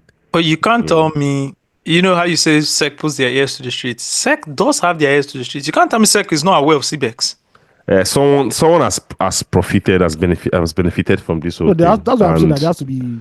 The system is not honest enough to. It's just like when Lagos State goes to pull down houses, like illegal structures, right? Yeah. You are not giving me a 180 or like a full 360 picture of what happened. Picture of what happened, because these guys got the license from the Lagos State office. From somebody in there. From somebody in there. You're not showing me that person to say this is somebody who has been arrested and tried or has been sacked. Yeah. That person is not suffering any consequences. So it's the same thing that's happening here. The system is not transparent enough. It's not honest enough to give us a full view. It's not accountable enough, and that's just the problem. Don't we also feel there are other Ponzi schemes currently running right now? No, it's because they've not crashed. We are not aware. Exactly. I'm sure there's some other parts of the country. But do you know how wide Nigeria is? Do you know how wide this country is? You know where something might be happening right now in a community in Delta State that nobody has, like they're just going there, just doing there, taking people's 1 million, 500k, 300k. So regional based Ponzi scheme. What's the name of that place that Boko Haram are in? Is it Chibok, or they say that it's bigger than Lagos and it's like a forest or something? I can't remember the name. Chibok. Yeah, Chibok. When I heard that, I was like, bro. No, the forest that they say Boko Haram was in. Oh, what's that forest? There was no forest. Yeah, I remember Boko. They say that place is bigger than Lagos, just the forest alone. Sambisa. Sambisa. That's why I need our more. Nigeria large, bro. Nigeria is too large. So, if there are other platforms now that are currently doing the same thing CBEX was doing, right? Like, shouldn't the SCE and the EFCC be hunting those guys down now? No, they rather hunt boys in hotels and short-let apartments, because that's what gets you the clicks. Because this CBEX has caused more damage than what your small Yahoo boys. You gather boys, you not be telling to hold their laptop in front of their cars to come and snap photo. It's a damn shame, man. Sorry to everybody that lost money on. Please, know where to invest money. I know who to take financial advice from. Yeah. It's very important. Know who to take financial advice from. If it's too good to be true, it's not true. And don't be greedy. Yeah. Don't be greedy. Don't take advice from Yabide Meal. She don't know. Why do you think a business will pay you? A business will give you 100% month to month, and you think it's legit? Like, where is that coming from? Like, how does this work? Maths for kind of loud. How does this even work? See, like fair game. I will respect someone who says, I know that Ponzi, I just put that one. I don't have any. Okay, it's fine. But for people who genuinely believe that this is real, like, how does this work in life? Which business are you doing? Which business are you doing legitly? You. That can give you 100. Have you seen? Because in Nigeria, month to month. Because in Nigeria, we are somehow made to believe that miracles are real. Yeah, faith based. Everything is there. Faith-based. We've beliefs. had people write to us to this podcast, this very podcast, that if we pray, that the economy can change. And to be honest, and to be People fair, who listen to this podcast have written to us and told us that prayer will change. Like if you pray, not the economy can change. That if we pray, if we do genuinely pray, the forex, yeah. that the exchange rate will become better. And the funny thing is that people have prayed since then, and it's now 1.6. It's entering 1.7 now. And they're not praying enough. They're not praying. How much? I mean, if you did you pray? The problem is that you didn't pray. Steve didn't pray. I didn't pray. I think that's what is happening. That the world is just waiting for us, the three of us, to pray. So when we just pray, finally, it will go back to $1 to £1. That's how it is. That's what we see, Amo. Another Ponzi scheme. And another few years again, another one run. Another one go enter again. Anyways, there's this old Tinubu tweet that somebody put up. Very interesting tweet. Let me read it. He said, "The slaughtering of Christian worshippers is strongly condemnable. It calls to question the competence of Jonathan to protect Nigerians." First of all, man, this is so rude because this is the president. You didn't even say good luck, Jonathan. You didn't even say President Jonathan. He just says Jonathan. You know, he was the most disrespected president of all time in Nigeria. So, do you understand? He just says Jonathan. Like, come on, he man. didn't say His Excellency President Jonathan. These tweets were made in 2014, by the way. It says, on matter of security, the bulk stops at the president's table. Like in other countries, Jonathan is the chief security officer. Stop Boko Haram. Nigeria's security outlook is depressing. The unending attacks suggest a failure of intelligence. Government must rethink its strategy now. Another one says, just as Jonathan laps up praises, he must bear responsibility and accept blame over Boko Haram's deadly attacks. These tweets were made in 2014. A Twitter handle called Loved Carefully says these tweets could as well have been written in 2025 and still be very relevant. 11 years after, same thing. APC achieved nothing with the power that was first given, then stolen, and most recently bought. I'm just reading a tweet, guys. This is not me. Tinubu's tweets are his own opposition, the only opposition left. It's incredible, right? With the recent killings that have been happening in the north, in the south, in the southeast, even some parts of the southwest as well. And it's almost like we become very tone deaf to what is going on. I saw Steve put up a tweet from Reuters where 56 Nigerians or 56 people were killed in a shooting, right? This happened on April 19, I believe. In Jos? Sorry? Was this in Jos? They reported it as central Nigeria, so it's most likely... State. 56 people, no statement from the president, no statement from the state governor yet. I have not seen anything. There are so many things that are killings. I think there was a statement. I think there was a statement from the state governor. The state governor says, I think he told people at the end of this that they should now, basically, he was telling them now that vigilante justice is approved. That's what I think I read, that vigilante justice is approved now. Wait, that you have to fight for themselves. Yeah, I think so. I think that's what he said. It could be him or another governor from another state because there'll be too many killings, but it has to be what he said, sure. So the killings haven't stopped? No, they haven't stopped. And he has also declared a curfew, I believe. In the States. You know the funny thing? Yeah. Okay, continue. No, you go ahead. Okay, attacks believed, I'm reporting from France 24, by the way. Attacks believed to have been carried out by nomadic cattle herders killed at least 56 people in central Nigeria in one night, the Benue State Governor's office said Saturday. Competition over land use has been a source of tension between largely Muslim pastoralists and largely Christian farmers. So we see what is happening here, right? What is happening here is basically you guys have pasture, we have cattle. Our cattle need to feed. They need to graze. And we don't care. We are going to take our cattle to your place, shoot up that place, and we will graze over your land. Now, the land we want to graze over is not just regular grass that is growing on. It is the actual food that you are that spent money, time, and effort in growing. That's what we want to come and eat. And the state government, which is what just makes me go bananas, right? That the state government has no control over what is going on. They literally can't control it. They can't And control it's state. They can't state security. my brother, it's not a security thing, I'm telling you. If you're a state governor, even if you don't handle security in your state, you can figure out how to stop nonsense like this now. But the deeper problem here is very simple. There is an ethnic and there's a religious undertone to these things that are going on. And even the state governors don't have the balls to get into it. Because if they do,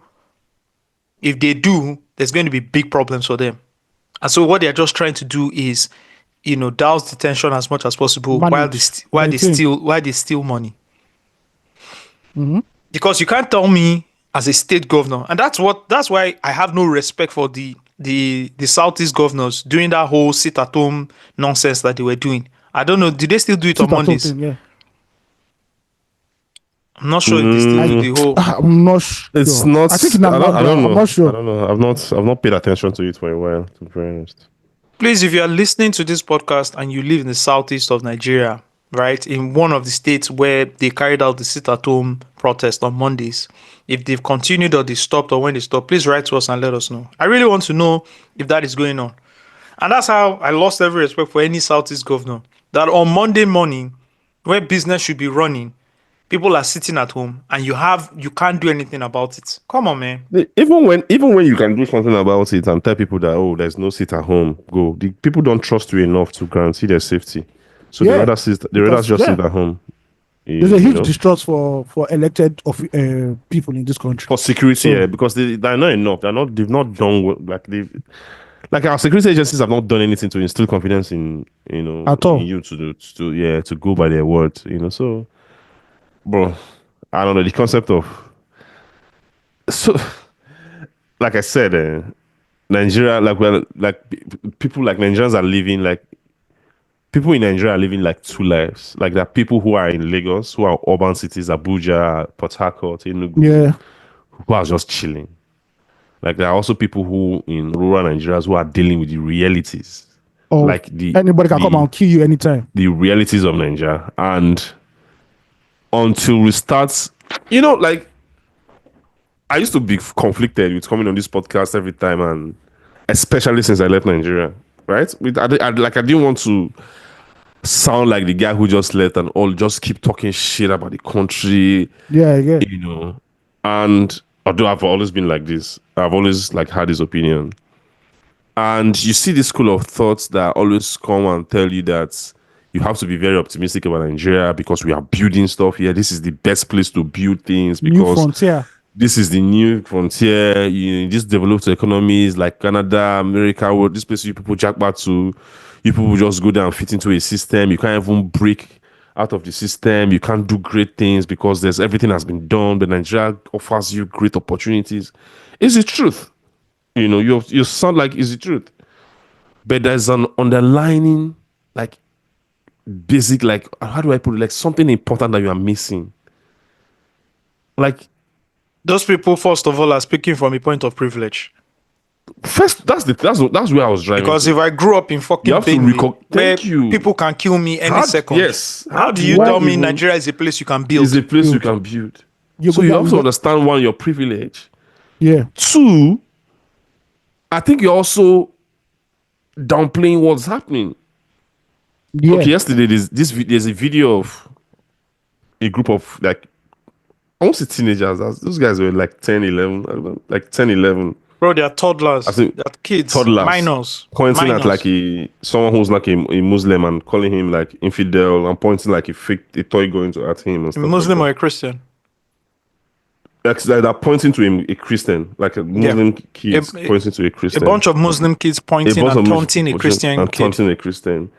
So you have a region in the country which is going to be in the next 5 to 10 years or in the next 15 years going to be dominated by 95% of these people. And that region is not going to even be enough for them. These people are going to go over the country. Don't you think there's going to be a breaking point at some time? How do you people why do you people see these things? Or do you think Lagos is just going to remain this cocoon, this this protected enclave this bubble for a long time. Like, how do you people think it? Okay, let's assume Lagos becomes this bubble for a long time. Are you people comfortable like that? Are you people comfortable with this thing happening just Lagos being, maybe the urban center just being this bubble and the rest of the country just burning and you don't care? Steve, why are we not concerned enough? That's my point. Like, why are Nigerians not concerned? Why are we not bothered enough? Because today is Easter. Trust me, everybody's going to church. Everybody's in church right now, dancing, praising God, which is like valid. But I'm not seeing the concern from like the state of the country.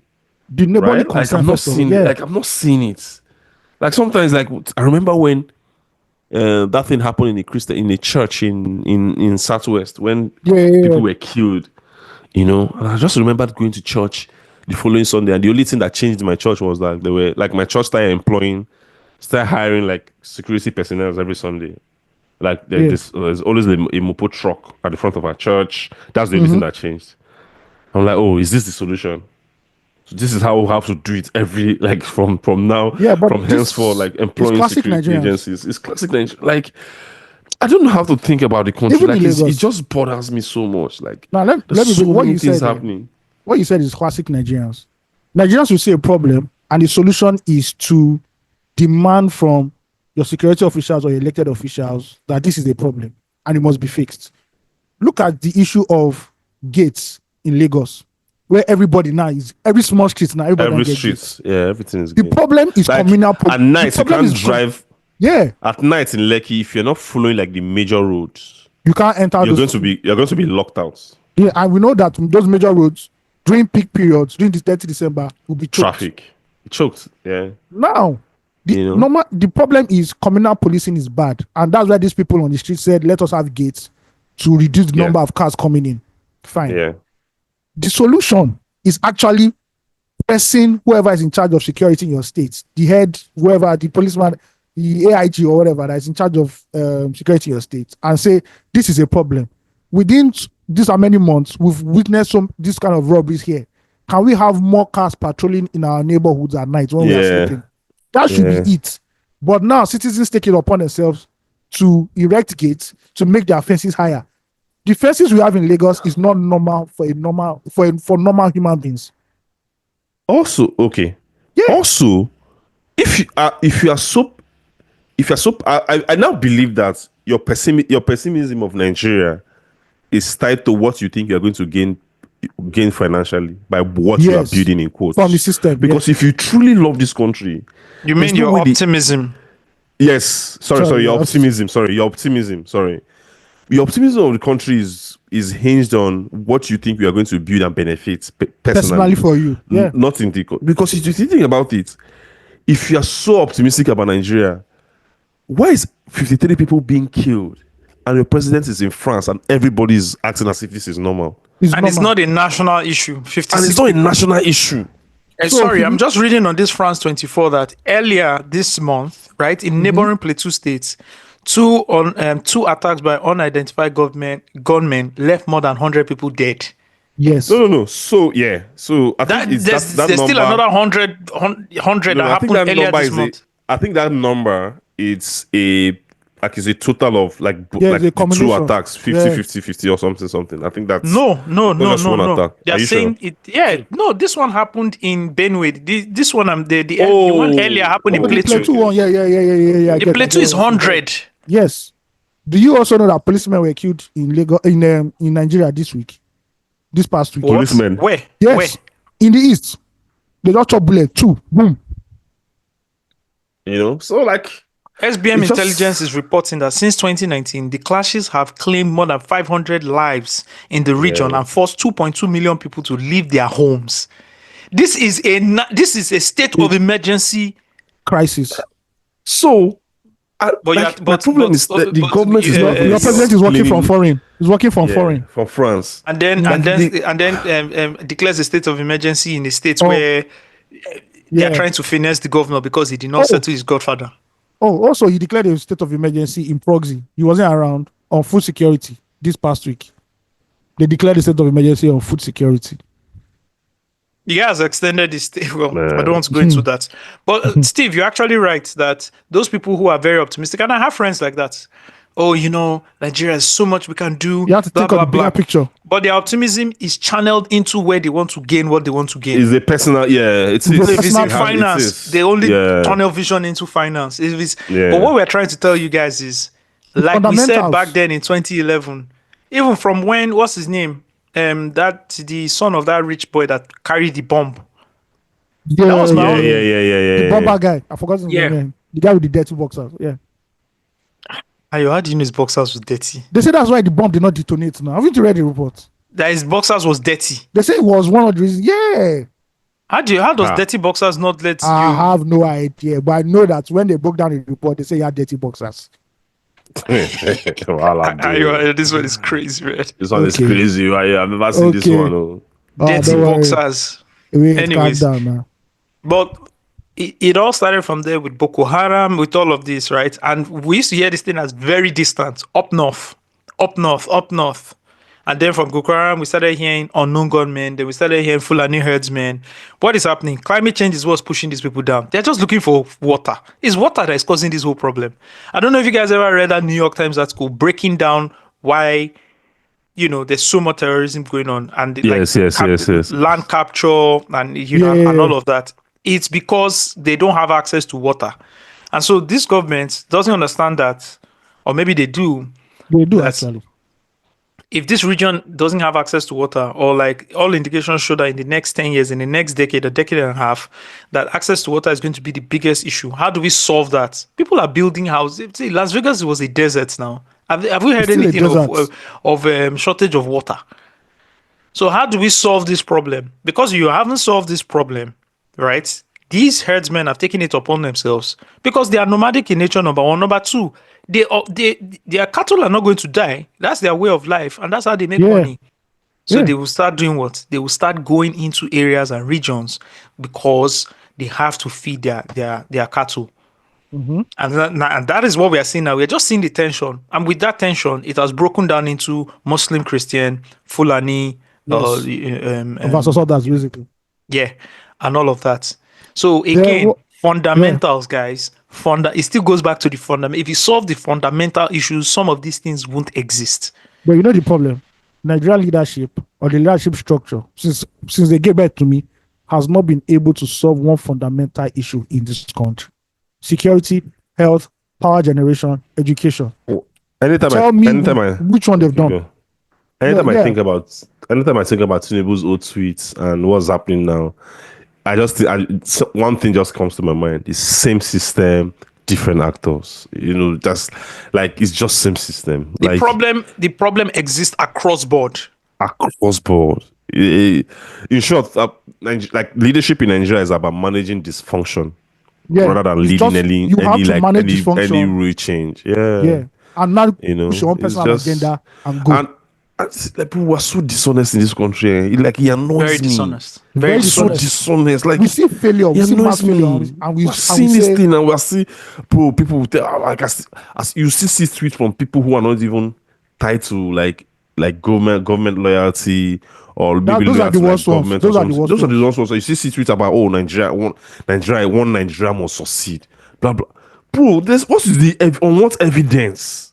Yes. That has been an issue for a long time. On what evidence? Like, where is this optimism coming from? Like, it just bothers me so much. Like, can you just see? Oh, man.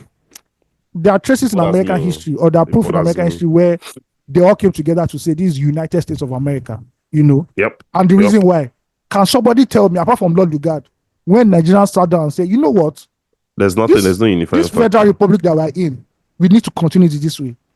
Once we can agree on that, we now know that we are facing Nigeria. But right now, everybody and they'll not tell you, Nigeria must be one. Why? What if the solution is that everybody may they go where they go?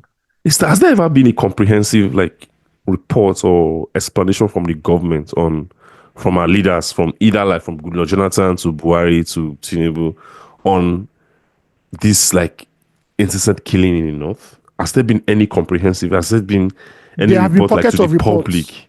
But where somebody leadership is presenting this to the people, this is what is happening, this is what we've done. I've not seen that one. Man. I've not seen a publicly accessible report. I don't know if it exists, but I've not. At least the George killings in 2001 in September, I'm not sure if that was released to the public. I'm not sure if that was released to the public.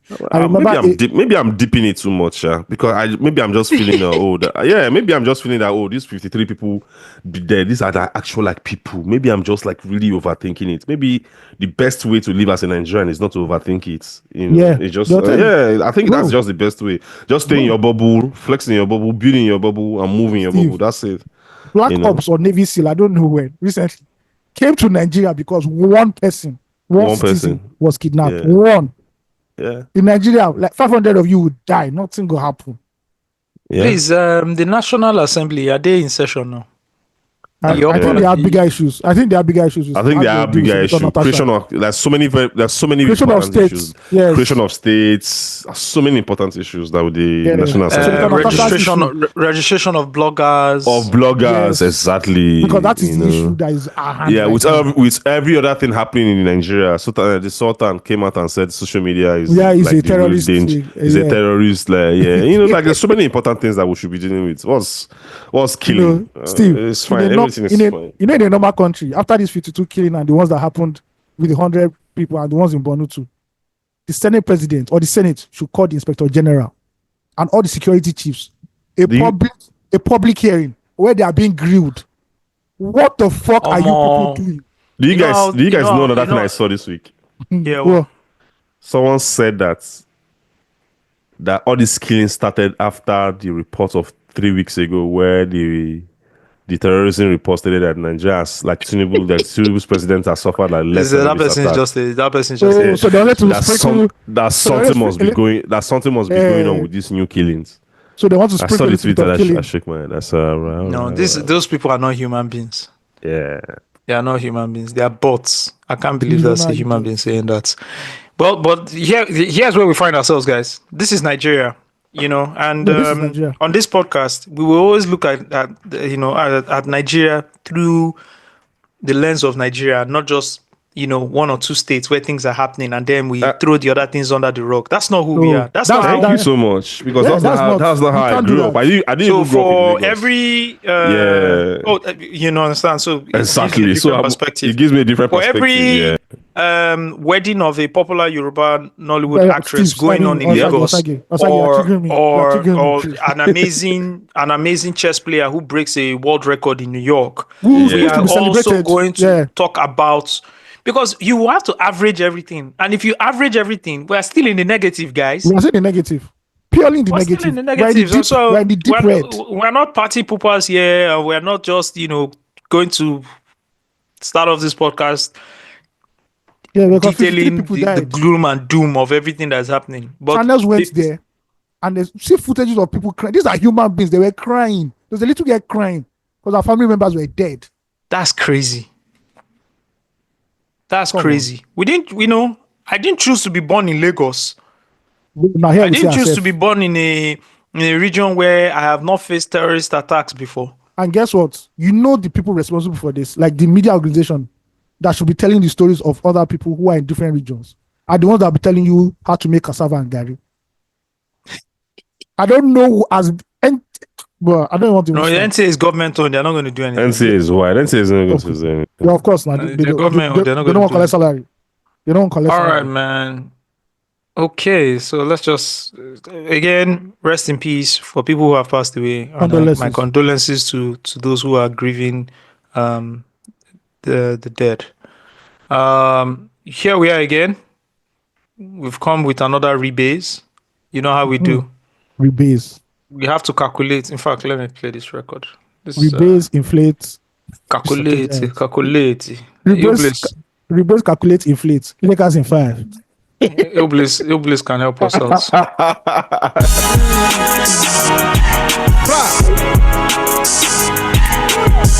Chapo, ha, Kazi class, Kaku, ha, Obiago will be DK confidence about Banike Kamejiga Unzi Paul well isi be wadi dog. Shout out to my nigga Raw Asagi can I chop more. They fuck around we go to war. Chopper still above the law. From Maroka isi quado still clearing my fucking cargo. Still the boss of our bosses. I'm happy Nakaga Jago. Join the league of top bosses. Woke so na top elites. Adame me he gang. Woke bu one man. Woke bu syndicate. You need some money indicate. Umu East I instigate. Hustle before it's too late. You can never be great as long as you not Mali the great. Chapo Fino Zoro. Mwana luche very record deal. Cause it wanted the horns. I put too many people on. Oga boss is still a dawn. What I kill it, where were you born? Huh? Or not do very heavy. Chapo Kadikwa wavy. Immaculate, all white with the fucking navy. Idiots, if you work your dues and your levy. From day one, it was Ilibo Sikapa na gravy. What? Idiots, if you work your dues and your levy. 21 gun salute for Illy Chapo boss. And I walk all this money like a fucking boss. Let the money rain on the bus. Black dogs in the boat side, in the boss. So we calculate, we calculating. Calculate, you fucking hating. You fucking hating. Yes, the Nigerian Bureaus of Statistics, NBS, has been doing some calculating of their own. They recently announced that the Nigerian inflation rates increased to 24.23% in March after months of respite. The NBS announced the increase in the Consumer Price Index, CPI, for March, released on Tuesday. The new rate indicates an upward movement from the 23.1% reported in February. The report added that the food inflation rate stood at 21% in March on a year-on-year basis. In 2015 March, the headline inflation rate rose to 24.3% relative to the February 25 headline inflation of 23.18%. On a month-on-month basis, there has been an inflation rate of 3.9%. The food inflation, well, you're just regurgitating what the earlier reported. Anyways, that is it. There has been another rebasing. No, there's no rebasing this time. The funniest It's actually thing about not rebasing. They're just reporting. So inflation. despite the rebase, the inflation is flying high. The funny thing about it, they said the inflation numbers has gone up after some months of respite. I'm like, there was no respite. There was just rebase. It was just rebase, exactly. It was just rebase. But do you know how wild it is for you to rebase something, right? And inflation is still outperforming your rebase. The rebase number is catching up with the original inflation number, the original number before the rebase. Yes. That's how you know how wide it is. Because So you cannot. So now even now 32%. figure out what the real number is before rebase. We're probably at 45% inflation. Yeah, we're telling close to you. 50 now. We're talking almost 50 bro, now. we're doing Argentina numbers now, bro. Argentina numbers, bro. Found. We're doing Venezuela numbers now, bro. Hey. Bro, we're discussing grocery bill, like weekly grocery bill before we left. As at that time, like we're discussing it, and I couldn't believe it because not be me. I was the one going groceries. Do you get? So I couldn't believe it. So imagine what's happening now. So you were trying to rebase, and wifey was telling you I was trying to rebase. Actually, when my wifey was younger saying, sister, this money that you give me, we have to rebase this money. when my younger sister finished uni, before NYC, she came to stay in Lagos, right, for like a year, like 2015 or so. So that year, so I used to just give her money to go to the market. Like, I would just give her. Then we hardly stay at home. We're like hardly at home at pause. We're always out. I'll come back, I'll eat, I'll leave. But I wasn't impressed with like I won't say the quality, but with like the quantity of like the things that she usually buys with like money I give her. So in my head, I'm like, man, she's a girl. She needs to like, maybe she has another needs she needs to sort out, and I'm not even giving her like extra money like that. It's she's fine, she's rebasing the whole thing. Maybe she's rebasing the whole thing. Diversifying. But I never mentioned anything. And I think she did, and she was posted to Port Harcourt for NYC. I think she left in, was it November of that year or something like that? And after she left, I had to start going to the market myself because I had to cook.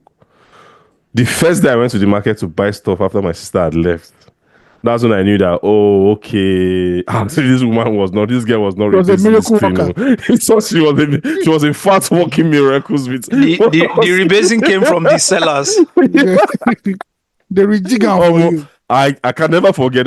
That is a gist that you always tell, because I used to think maybe she was using the money to do hair, buy stuff or something, until I started going to the market after when she left. When she left, that's when I knew that this girl was performing miracles with the money I was giving to her at that time. I mean, you know that was like when Buhari came in now and the first wave of inflation happened. Yeah. But because we didn't know, because I wasn't going to the market. Bro, as a young guy, I didn't even understand what the fuck was going on.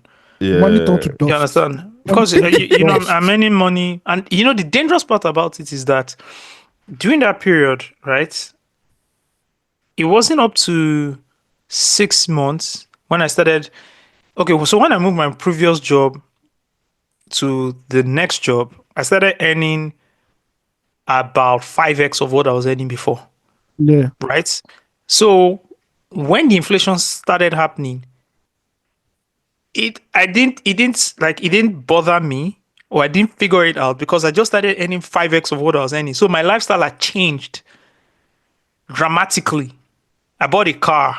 You understand what I'm saying? Yeah, I bought a car early February, just before Buhari came in. Yeah. So I'm earning 5x of what I'm earning. So the dollar starts going from 198 to 200 to 300 to 4. I think it went as high as 417.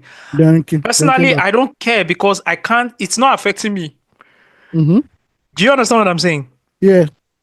So that was what was happening. So I didn't figure it out. But you see this last one. I think it's the same thing that happened to us at that time too, because we just changed. We just changed jobs. It's the same thing that happened to us. Transition period for all of us. So the transition period, because we started earning a lot, more than like we're earning before. So we didn't feel it at that time. The Buhari own, I can remember, I didn't feel it that much. I didn't feel it at all. I didn't feel it because I was earning way more, you know. And so when this last set started happening again, right? Yeah. And I knew people who had just started earning way more than what they were earning before. I tried to explain it to them that I'm seeing the patterns. Do you understand? I'm seeing the patterns. I'm seeing something that is going to happen. I know you've just started earning more, but you need to figure out X, Y, Z. But they didn't listen to me. Yeah, they're not gonna get them until the end. Yeah, and I understand why they couldn't get it, because they just started earning way more. And they're like, what are you saying? Leave the country. I'm just earning big money. I need to flex. This Buhari, but right now, you now see what I'm talking about. Because the money has been rebased. I think this Buhari Tinubu back-to-back administrations will equal or surpass the Buhari, IBB, Abacha run. I believe so. I believe so. The 16 years of these guys. Woo-hoo! Bro, they're not going to tell Nigerians again. But Buhari is the... He's the common denominator. He's the architect. He's the main architect of this thing, sure. It's not Tinubu. Right, yeah. Right. Yeah. Because Obama said something like, it takes 2 years for you to either destroy an economy that you received or for you to make it better, right? And look at Buhari. Look at Buhari. Every time he comes in, he always comes to destroy everything, and it takes a fucking while for everything to start. I'm not saying Tinubu is going to now do a miraculous job, but bro, most of the waiting with the deal now, it was obviously going to be difficult for him. Yeah, it will be difficult for Obitu. Difficult article. Everybody. No, everybody's going to feel it. Yeah. Everybody's going to feel it. Because going back again, Buhari is the architect of all this wahala. Of everything. Yeah. It is. Boo boo. And now he's chilling somewhere, enjoying his cows. Nah, that guy is wild. That guy is wild. But anyways, man, I saw it go. Okay. Where are we? Portable knocked out Speed Darlington. What? So Nigeria has gotten on this celebrity boxing. I like it. I love it. Yeah. Like you guys entertain us more, because the music you're making is shit anyways. And the content you're making is also horrible. You might as well really entertain us if we are going to give you this much attention and time. Yeah. Speedy said tribalism knocked him off, not he said that juju. He said that juju and tribalism. No, first of all, he said juju. Then secondly, he said that tribalism. He said the host Yoruba, judge is Yoruba. You see Nigerians, whenever something happens, they just move to tribalism already. Straight up. You had the opportunity to knock Portable out. He did not knock him out. It's 2-0 now. Two wins in a row. Oh, yeah, because he beat the first person he knocked out? He go Charles to back. Okocha. Yeah, he go to back. You fuck There's him a up. there's a common denominator here. He's always knocking out Igbo celebrities. But who's Yoruba person? Portable, I know what you are. But who's Yoruba person that wants to I saw some clips of Portable giving it to Speed Darlington. It wasn't funny. It wasn't for you. Now rush. He was rushing it. It's either boy boxing now. So proper street fight. Yeah. The guy Speed was Darlington knocking. himself is useless. He was knocking this guy out, man. Like he was giving it to him. Every footage I watched, he was just giving it to him. Baz. He would drag his head. He would drag his head down again. Give it to him again. You know. But yeah, I like to watch stuff like that. And I like to see. I saw the comic guy Shank. He also said he wants to hop in and fight somebody. I want to see more stuff like it's just fun. Yeah. It's fun as long as nobody gets hurt. I don't think anybody should land any blows that would be. And I was hearing that this fight was like very well like organized. Like there was a press conference where they fought now. There was a press conference where they fighting. Yeah. There's a weigh-in press conference. People really like the experience. So yeah, more of it. You know, I wonder if Burna Boy has joined the conversation in terms of maybe sending Portable like a word of encouragement or congratulations because he knocked out his ops. Oh, you didn't see the footage of Burna the post-match video that Portable made in his studio. First of all, that guy is crazy. In his studio, he has like big portraits of himself. Yeah. Different portraits of himself in the studio. He really worships himself. Anyways, he was like, Burna Boy, you tell me, say, if I knock at me, you go give me 20 million naira. Burna. There's no secrets. Burna, Portable can hold. I want to burn. Burna, we can do music collabo, but I cannot fight you, but we can do music together. But Burna, eba mi pe manager Burna, mo fẹ́ gba 20 million naira mi. Eba mi pe. I'm sorry, man. I just had to invoke it. But it was crazy, man. I just came out from jail. Yes, now he said he was in jail. He also mentioned it. Where they shaved his head for him. Yeah, it was in jail that he practiced. Yeah, I think this one has been practicing all his life. This man has been practicing all his life. But yeah, who do I want to see Portable with again? Goya Meno. They were going back and forth to. But the insurance. No. I want to see. I hope this guy. It's also another thing when I was watching that fight. I was like, do these people have insurance? They true though. Do you know how wild Nigeria is? They might not have medical insurance for this whole thing that is going on. One wrong blow. If you enter Nigeria is wild, man. They actually might not have insurance. Professional boxing fights in Nigeria, they don't have insurance, let alone celebrity fight. That guy, the boxer that died like a month ago, the Nigerian boxer that died, he didn't have insurance. Who dash insurance? I go get insurance. That was the first question I asked. Nothing. Nigerian Premier Football League, do they even have? Maybe they have insurance. I don't know. Nah, I'm going to even ask somebody from Sporting Lagos if their footballers have insurance. You have to have insurance now. Sporting Lagos will have. But talking of lobby stars or some shit like that. That's what was there. Now, wow. The University of Ibadan has raised concerns over the increasing number of female students engaging in egg donation as a source of income. The management of the University of Ibadan has raised these concerns of the increasing number of students engaging in egg donation in a memo put out on April 15, cited by Punch Online. The University Health Service warned that while egg donation has brought hope to many families struggling with infertility, it should not be seen as a permanent source of income or a side hustle. The internal memorandum was signed by the director of the University Health Service, Dr. Adirunke Ajayi.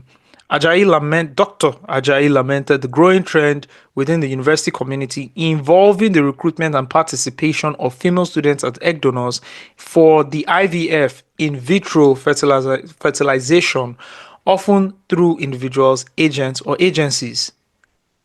What the hell is going? This is just a clear indicator of poverty. Oh, yeah.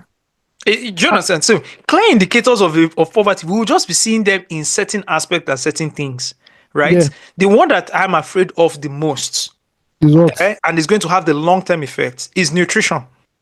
Oh, yes. Definitely. Because if we continue with things like this, or if things continue to dip, right, in the next 20 years, you're going to have 20 for the kids that they give birth to today. In the next in 2 decades, you're going to have children that will not be able to comprehend, go and sit down under the mango tree. Yeah. I need you to understand what nutrition does to the body, to the brain. And just quality of life, basically. I was speaking to Duncan Daniels basically about the Shout out to Duncan Daniels. You know that suit issue that was in PH for a while. Oh, yes, I don't know if it's still the suit issue. Yeah, he said that people will not know the effects now until the next 20 years.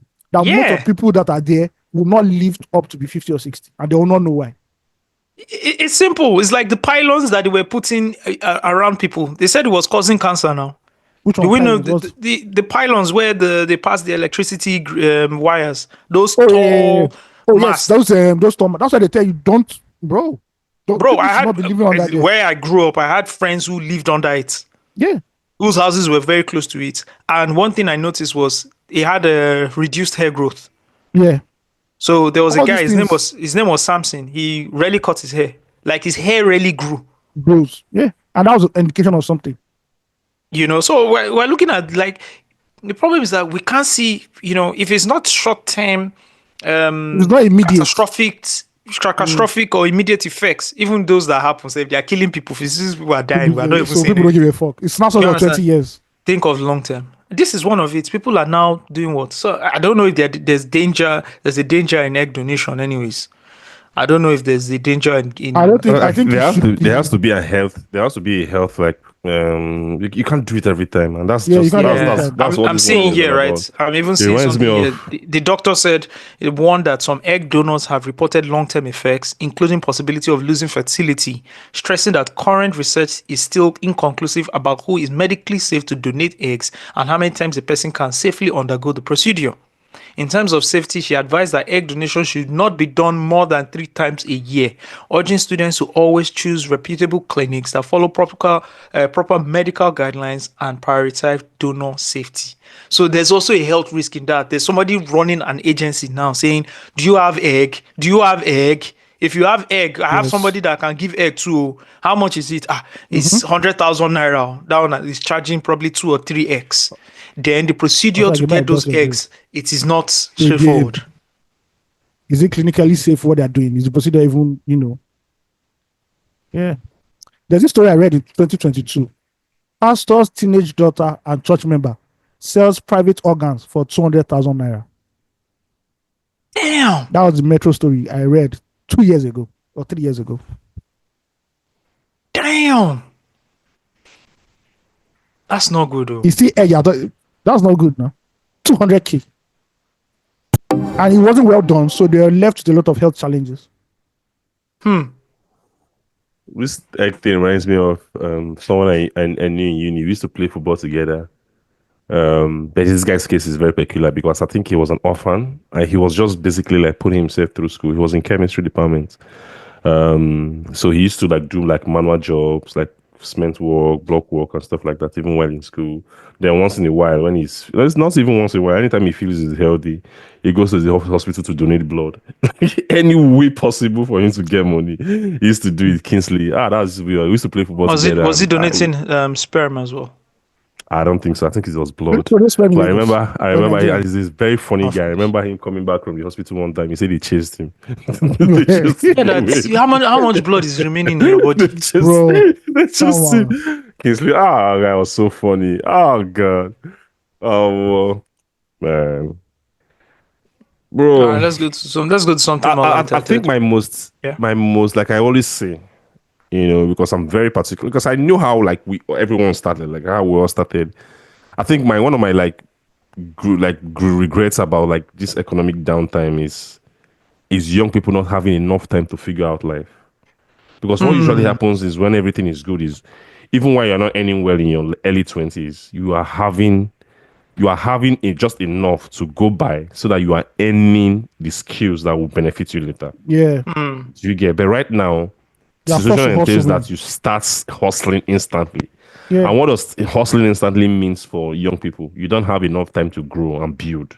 Yeah. build up skills, Intellectually, experiences, mentally, network, professionally. every other thing. Like you have to start making money, and that's why you see someone now. You see someone is in corporate 9 to 5. The person is selling on Instagram. The person on weekends is sewing clothes. Like they have 4 or 5 things. 3 they are doing. hustles, It's 5 not hustles. easy. It's not easy. What's the title of that It's article? not easy. I said there are many businesses in Nigeria, but it's still not business. Yeah. I think it's a Financial Times article. I can't remember. Cool, so more business in Africa, but there's hardly any business. Yeah. So that's just like what bothers me. Time you should be using to do other things, especially young people. Yeah, because develop to be yourself honest, for you to be wealthy, for you to build wealth, right? You have to start with you mastering something. Yeah, and it's hard to master something when you are just putting your hands in so many other doing things 5 because you need things. to eat. Yeah, it's hard. It's really hard, So that's just like what bothers me about the whole thing. Yeah. Yeah. All right, let's go to something lighthearted. I want to start off by playing this record. It's been 15 years, guys. It's been 15 years. More hits in the house, Don Jazzy on the beat. There's something about this girl. There's something about you, something about you, something about you, girl. There's something about you, something about you, something about you, girl. There's something about you, something about you, something about you, girl. There's something about you, something about you, something about you, girl. Real man, real. I've seen a lot, I've seen a lot. The love that you give me, I know you find out nowhere. It's kind of love, sweet love, sweet love. The love what you give me, I know you find out nowhere. It's been 15 years since Dr. Sid put out his debut album, Turning Points. The album was released on April 11, 2010. The album went on to become one of the best pop albums that has been released in Nigeria. It's a go-to album to get the party started.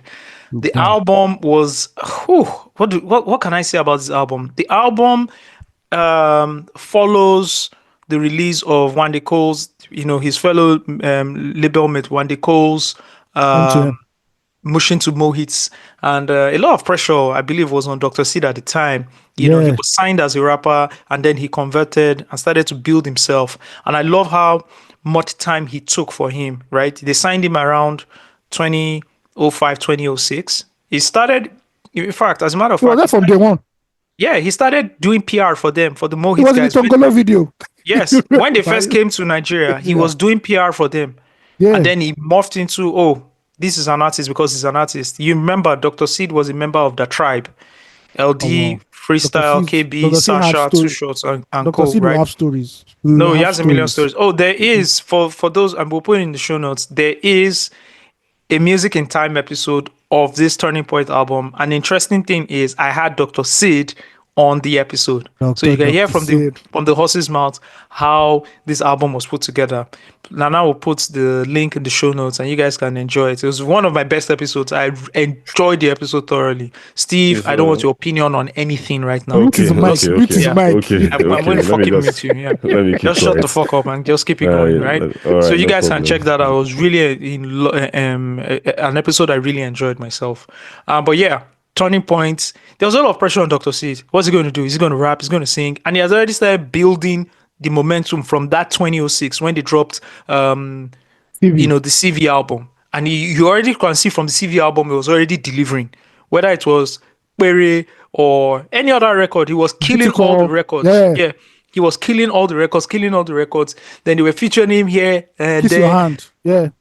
Kiss Your Hand, he featured, you understand? He started killing all the records. I remember that one that goes, I know go use you play 10-10. You understand? 10-10, 10-10, he killed his verse on 10-10. So when he came to his own album, bro, Don Jazzy was like, you've been here for a minute, let's give these guys something. And for me, while everybody regards M2N as the gold standard when it comes to Afrobeat music, this album, Turning Point, sits very up there for me. Yeah, it's very up there. It's very underrated. Very underrated. From the Maven, and by the way, this is the last album from the Maven catalog. Yeah, this is the end. What a way to go. Yeah, this is the last album from Maven catalog. For me, from the Maven, not Maven. No, Mohits catalog. Mohits. Sorry, I take that back. Sorry. The Prince never released an album under Mohit, right? No, he released under Maven in 2011. And This is for Dr. interesting. Seed, it was interesting because CV dropped in 09.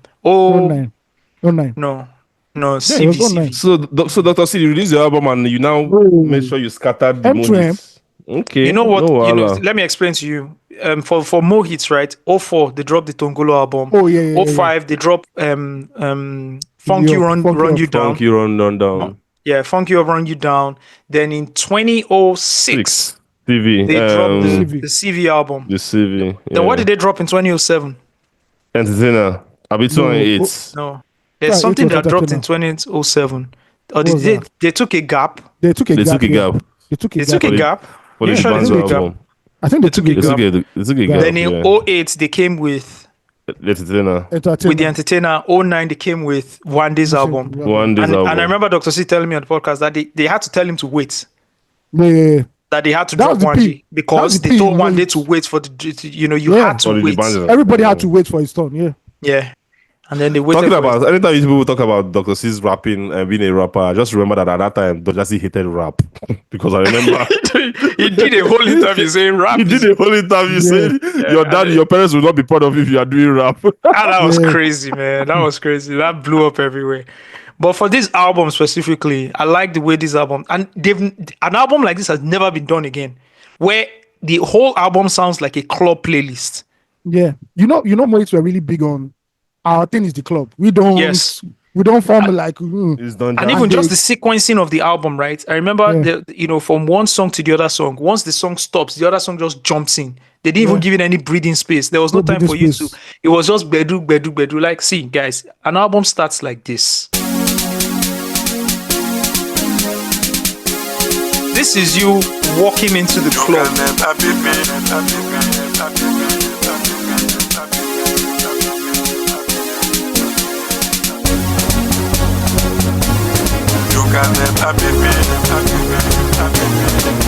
You put this on Friday nights, you're getting dressed, you're ready to go to the club, you're doing your entourage with your guys. You understand? Then you guys get into the car, you do the convoy, you get down, everybody wears their blazer. Guys, 2010 now, you know how we're dressing them with the sneakers, the belts with the big ass buckle, the fly shades.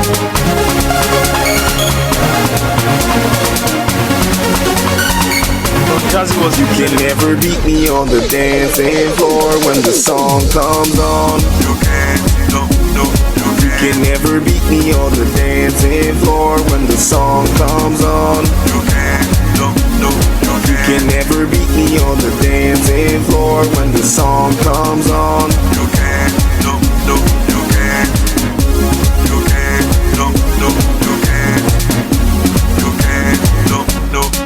Anybody wanna dance, Jojo, meet me on the dance floor. Come on, man. You can never beat me when the song comes up on the dancing floor. Come on.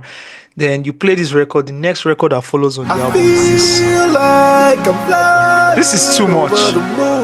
You don't get Steve. This track too. Baby, I feel like I'm flying over the moon. The way you dance all over me, the way you dance all over me, they make me go away. Still a gbedu till today.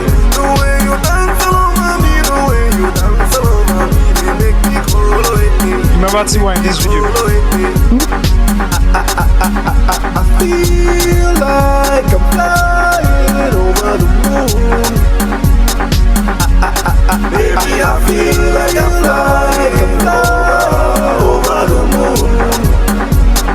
Baby, come on, roll. Yeah, I like the way you roll. I know you mad with my barrel. Oh yeah, come on, roll. Baby, come on, roll. Yeah, I like the way you roll. I know you mad with my barrel. Oh yeah, respect, come on, roll. Girlfriend, party other day. Girlfriend, party other day. K-Switch comes with a mother 16. Bro, I went for this guy's album launch at Rehab, bro. Shut it down. When he performed this song, shut it down. It's shut down. Shut down. Then of course, something about you that we just played.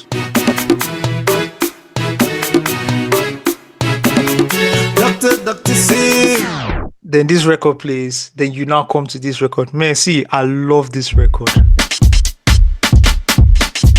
My hair beats, man. You see, this album is just bedu. You already know. Dr. Sid, Mohits Empire. Ha. You know who did this one? Let's go. It's Don Jazzy again. So sexy. Gives you that Afrobeat to the world, early 1.0.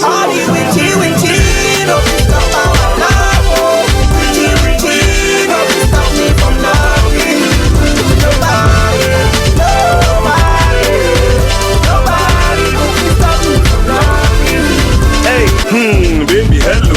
She moved to left hello. You be like hello. Boom, got that hello. Okay, let's go. We can live today, not tomorrow. Like Beyonce, I see your halo. Don't expect me just to let go. No, I no go let go. So, what's up? Oh yeah, come, make me go jump up. Go to club when we can pop up. Feel the girl that wants out to jump up. Hey, I say jump up. Body bad, but let me fall off. Hey,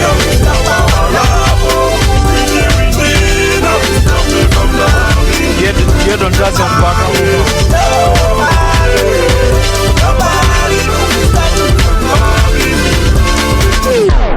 If you're done with that, then you go when to we this. celebrate, we dey pop champagne, we dey pop champagne, we dey pop champagne. Pop, pop, pop, pop. Come on, then you go to this. Ooh, remember this record, guys? This was a Ponzi chords featuring Ikechukwu, Rema, and LD. You have to bring LD back for this one. Gotta bring LD back, man. Hey, baby, make us see the pretty girls, they get the figure eight. Move that body and wind up your waist. All my independent ladies spending that dough. Pop them bottles and act like you know.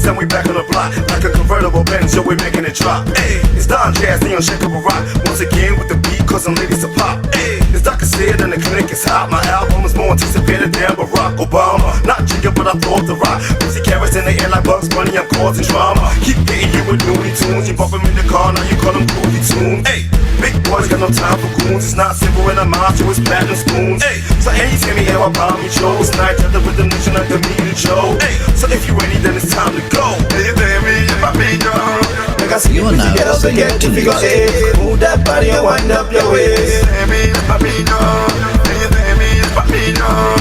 All my independent ladies spending that dough. Pop them bottles and act like you know. Hey, baby, if I be done, hey, baby, if I be done. Hey, baby, if I be done, hey, baby, if I be done, hey, baby, if I be done,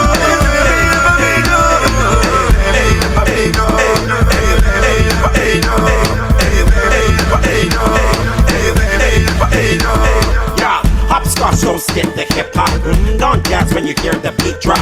Mo hits got the mercury rising. Kills in the building and that ain't surprising. But the way she moving got me losing my mind. Stuck in the trance, see my eyes focus on the behind. Watching the dance, I'm wondering how to get all in her pants. Slapping my hands, I'm blooded, just making my little man stand. Ha! Yeah, she's such a vibrant thing from head to toe. She covered in the finest things. She killing kills, a killer when she wind that thing. I'm asking, wondering, where did you find that thing? Yeah, can you rewind that thing? Bring that booty over here, let me remind that thing. Little head a little bit when I recline that thing. Hey, baby, hey, it's a bird, it's a plane. Let's go. Hey baby, it's your baby on the reggae. More hits, one shit. Hey yo, don't Papa J, that shit. Enough to say, yeah, yeah, hit the payday. In my heyday, I've been there. yeah, Tay. And I'm so that fella like Day. You think you too hot with no daily. I'ma chin you up like a chivy. Crazy. It's the incredible lyrical, musical, medical miracle on your stereo area. In collabo, we make the girls say, oh, more you bottle. For water, we getting hotter. Mr. I am the doctor. And we so fly like helicopter. And you tell me if I be your. Make I see the pretty girls, they get the figure eight.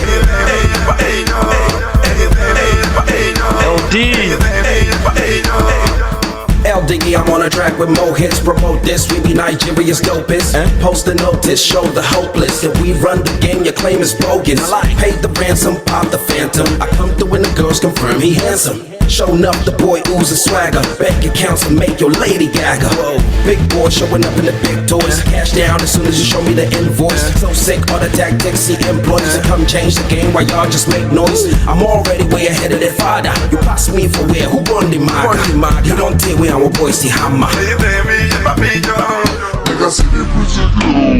Nah. Totally enjoy this album. I love that posse chords. It's always good to hear LD rap anytime. Bro, man, yeah. What do you guys think about Turning Points? Turning Point was a very good album. Like I said, it was very underrated because people thought he said. But when he came out with it, bro, smoking hot. And I like the fact that he was rewarded at the Headies for such a great album. He actually put in work. He put in work. Oh, he won album of the year? No, Revelation of the Year. For Fear. Okay. That was such a packed year. Yeah, and that was pop. And he also won pop song of the year, I think. Yeah, for Pop Champagne. Yeah, Pop Champagne, which was a song that you could not miss. So I'm happy he did this. And this was just the perfect end for the Mohits empire. Like, it was the end. They ended on a high. We didn't know because we were all expecting catalog-wise. Yeah, we all expected a one-day K-Switch, the Prince album, but it never happened. But I think ending it here is perfect. From somebody who has been there from day one with them, at least when they were in Nigeria. It's fantastic. Yeah, undeniable body of work. Shout out to him, and he's a good guy, that's another thing. He's a fun guy. He's a fun guy. Yeah, fun guy, good album. Yes, he eventually had like how many albums? I can count two. Yeah, 2 albums. Yeah. So the second one had his biggest record ever. Yeah, the Sule record. That shit was big, man. That shit was banging, man. Wow. Yeah, that shit was big. But it's Pop Champagne. It's Sule bigger than Pop Champagne. It's not. It's just a comeback record, right? For that moment, it was huge because he got him to the Mamas Award. I think he got a Mamas nomination. But in terms of durability over the years, where is Pop Champagne now? Come on.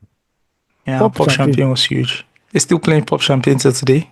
Did they still play it up to today? Yeah, they play. Some Nigerian footballer played it when he won a trophy or something. I can't remember. Yeah, he talked about it on the podcast. Yeah, that's true. Somebody played it and then it went viral all over again. Yeah. That's beautiful thing of someone just picking your songs. Like the Skills record, right? Yeah, Shake Body. It just went viral all over again. Yeah. And the streams just go up and everything just go up. Wow. That's nice. That must sound nice. Rema's Coachella performance. Coachella, what happened, man? I read the Variety reports. The way the tweet went out, right, was was a bit different from what the actual report is. Yeah. You want to break it down? His fault. So Rema was scheduled to perform at Coachella, and he had been at the venue 2 hours before. He had rehearsed, done everything, and if you know, performance at this level is not just carry the mic. Everything has to be tuned. Your mic has to be tuned to the setting where you want it. Your in-ears have to be working. Those are your monitors, and everything has to be set.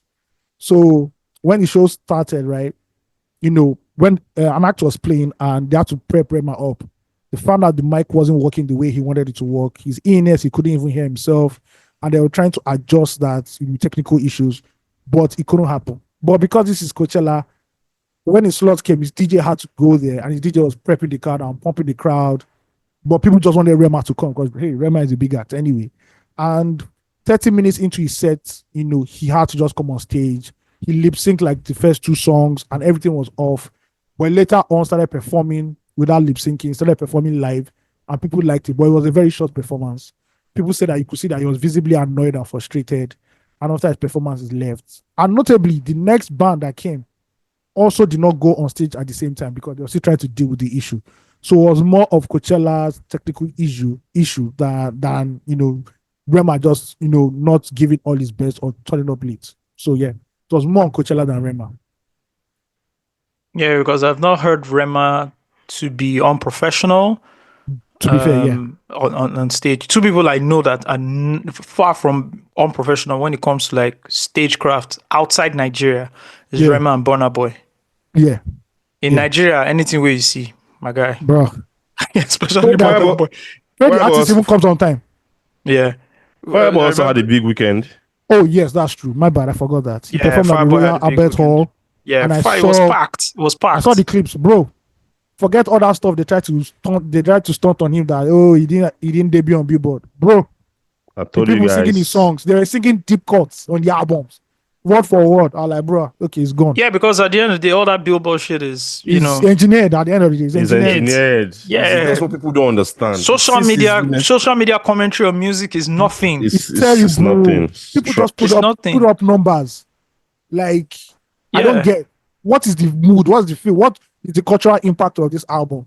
And you could see with Fireboy doing that, he was touching grass. And you know, another thing about it is that if you look at it, right, we always look at it, especially me, I won't lie to you.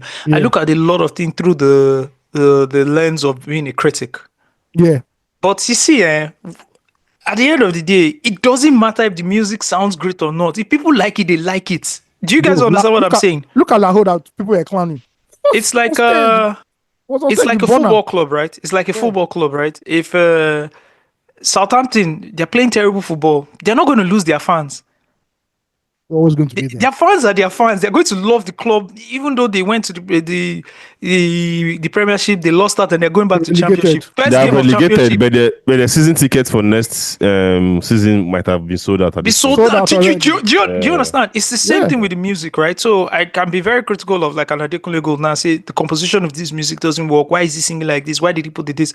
See, when he gets on stage, as how I think the music is not, perfect enough for his standard of singing, whatever, it doesn't take away the fact that somebody likes it just the way he produced it. Again, this thing about quality through the lens of a critic is very different from consumption pattern. Yeah, and I think people should notice that. Like, bro, it doesn't have to be the best album in the world. You don't need to put you need to put a bridge before you put the second verse. All those things don't matter when somebody wants to sing. Bro, Cisco's Tongue song, all three verses are the same thing. That girl's so dangerous, scandalous. Second verse, that girl's so dangerous. The third verse, he put it on our phones, right? And it was still that girl so dangerous. Who cares? Nobody cares, man. Do you know that I didn't even know until someone pointed it out to me like 5 years ago? See, I never knew until somebody said, "Oh," I'm like, "Fuck, we're just singing the same three verses all along." Yes. Yeah. I've seen AG perform in Lagos, and bro, that guy is a superstar. It's a shutdown. See, all this one I'm always talking about, bro, once you perform on stage and people can connect, it's gone. It's gone. It's a shutdown. It's a shutdown. Talking about stage performances as well, Burna Boy performed in France. I saw I think it was stadium, 80,000 people sold out, was huge. 50K.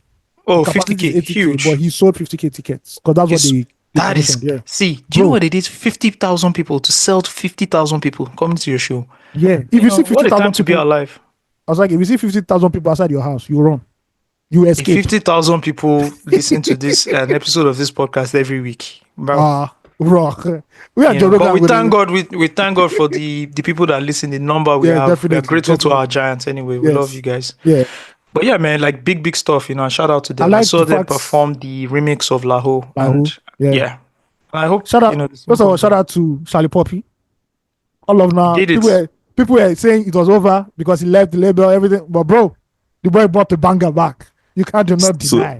Steve. Social media commentary of music. I know the harm it has done, but man, it's lit sometimes. Because the trolling that is see for that. Trolling in Nigeria is premium. Trolling in Nigeria is too much. But I like how football Twitter kind of covered. No, football Twitter is do you understand? Like football Twitter kind of became bigger. It was music Twitter was bigger than football Twitter at some time.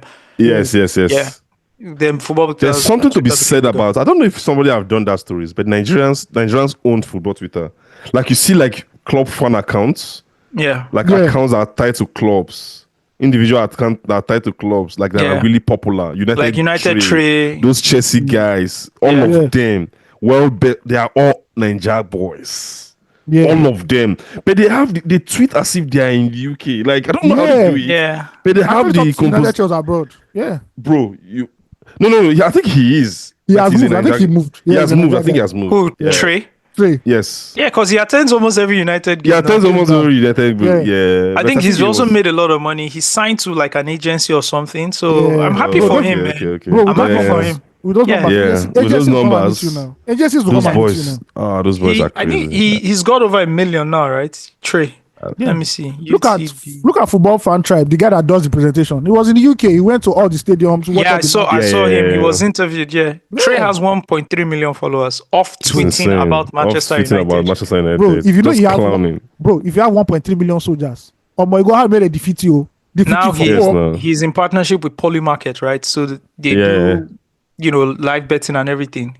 He just said it. Fuck it, pray for Wolves, and he pays the bet of $500, to win 1,250. Like, see, they're betting with they're partnering with companies. They're doing everything off what the love of the game. Love of the game, fam. And here's one thing I've learned from this is that whenever you wake up is your morning, and you could always start anything. Like you look at Trey wanting to start commentary on football, right? He probably started watching football maybe 10, 15 years ago. He's young. He's in his 20s. So he started watching football relatively maybe 10, at most 10 years ago. 10 years ago is when it was a year before United won Europa. For us, that's like old. When United won Europa, we were old. We've even, like, for football daddies, you understand? Yeah. When we started watching football at a very young age, this boy was probably not even born. So imagine him coming into the space and saying, man, there are so many people that know football more than I do. I don't think I have a voice here because there are more experienced people in this field than I am. That's the Then you shut up. rugged state of mind to have. If you're going to do anything, just be shameless about it and do your thing. Whether they tell, who are you? When did you start watching football? You don't. That's not the goal here. No. So I like how he came in and owned, his own space, and he has become a very influential. I mean, Rashford has quoted his tweet before. Rashford invited him to a game. I say Rashford has quoted his tweet. Rashford quoted his tweet and invited him to watch a game. His analytics would have just shot up like a million fold. Yeah. So I love to see stuff like that, I love to see stuff like that. Anyways, man, this year in history, we're going to talk about the Gideon Okaku. Yeah, we're back there, baby. Nigeria history is thick this year. It's thick. It's thick. Anyways, on April 22, 1990, Major Gideon Oka and a band of rebel soldiers stormed Lagos in a dramatic attempt to overthrow General Ibrahim Babangida's regime. They seized the presidential barracks and radio station, declaring a radical plan to remove 5 northern states, which are Bauchi, Borno, Kano, Katsina, and Sokoto, from the Nigerian Union. Babangida escaped and the coup collapsed within hours. The ethnic undertones of Oka's broadcast alienated political or potential allies, and loyalist forces quickly regained control. By July, Oka and 41 others were executed for treason. It's the craziest coup That ever broadcast. because of the amount of because of the amount of people that died. And like it was stated here by archiving, what became a turning point in the middle of this coup was when they announced within the coup that they were going to alienate those states. What do you think was going to happen to the soldiers who came from those states? In those states, yeah. They immediately just looked at it and said, you must be out of your mind. So I won't belong to Nigeria. What does it mean by alienate? As per break away from Nigeria. Yes, they were going to they said it's not part of Nigeria. And they were going to not offer military services or food or anything. In the middle of the coup, you have not conquered, you have not taken over the coup. That was in the That was very, very cocky of them. That was not even just cocky. 1990. 1990, yeah. That is very naive. That is very naive of you to immediately start to delineate some of the people who would have helped you complete your coup mission in your broadcast. That broadcast was too wild. I was just so happy that they were not Igbo officers. Because I was just so happy. And like I stated before, Gideon Oka was not even the mastermind of the coup. The coup was masterminded by 2 other people who were already put on trial but released. I've forgotten their names now. Yeah. But if you read the Max Olum book, it's all in there. And, there was also a billion. Everybody went. There was also they escaped. That's even the funny. Oh, thing. they Both of them escaped. Yeah. Yeah, both of them escaped. Including Oboru.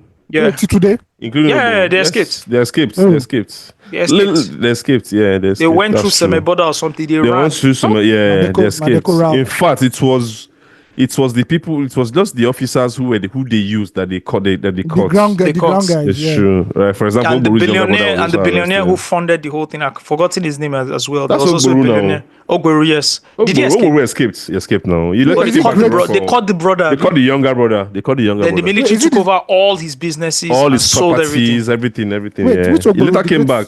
The great Oboru. Oboru now. The great Oboru now. Oh, wow. He funded Later that. came back to run. He was one that funded ran the for coup. governor. Yeah. For Delta State. I mean, against Ibori.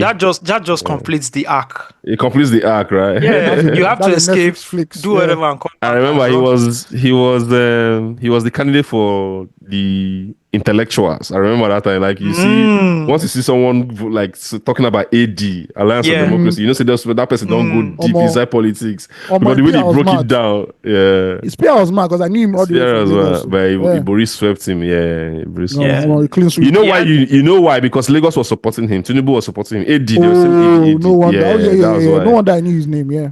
Yeah. Anyways, you can get more stories like that from archiving. You have to discover history as it happens on the platform, explore thousands of digested. Oh, sorry.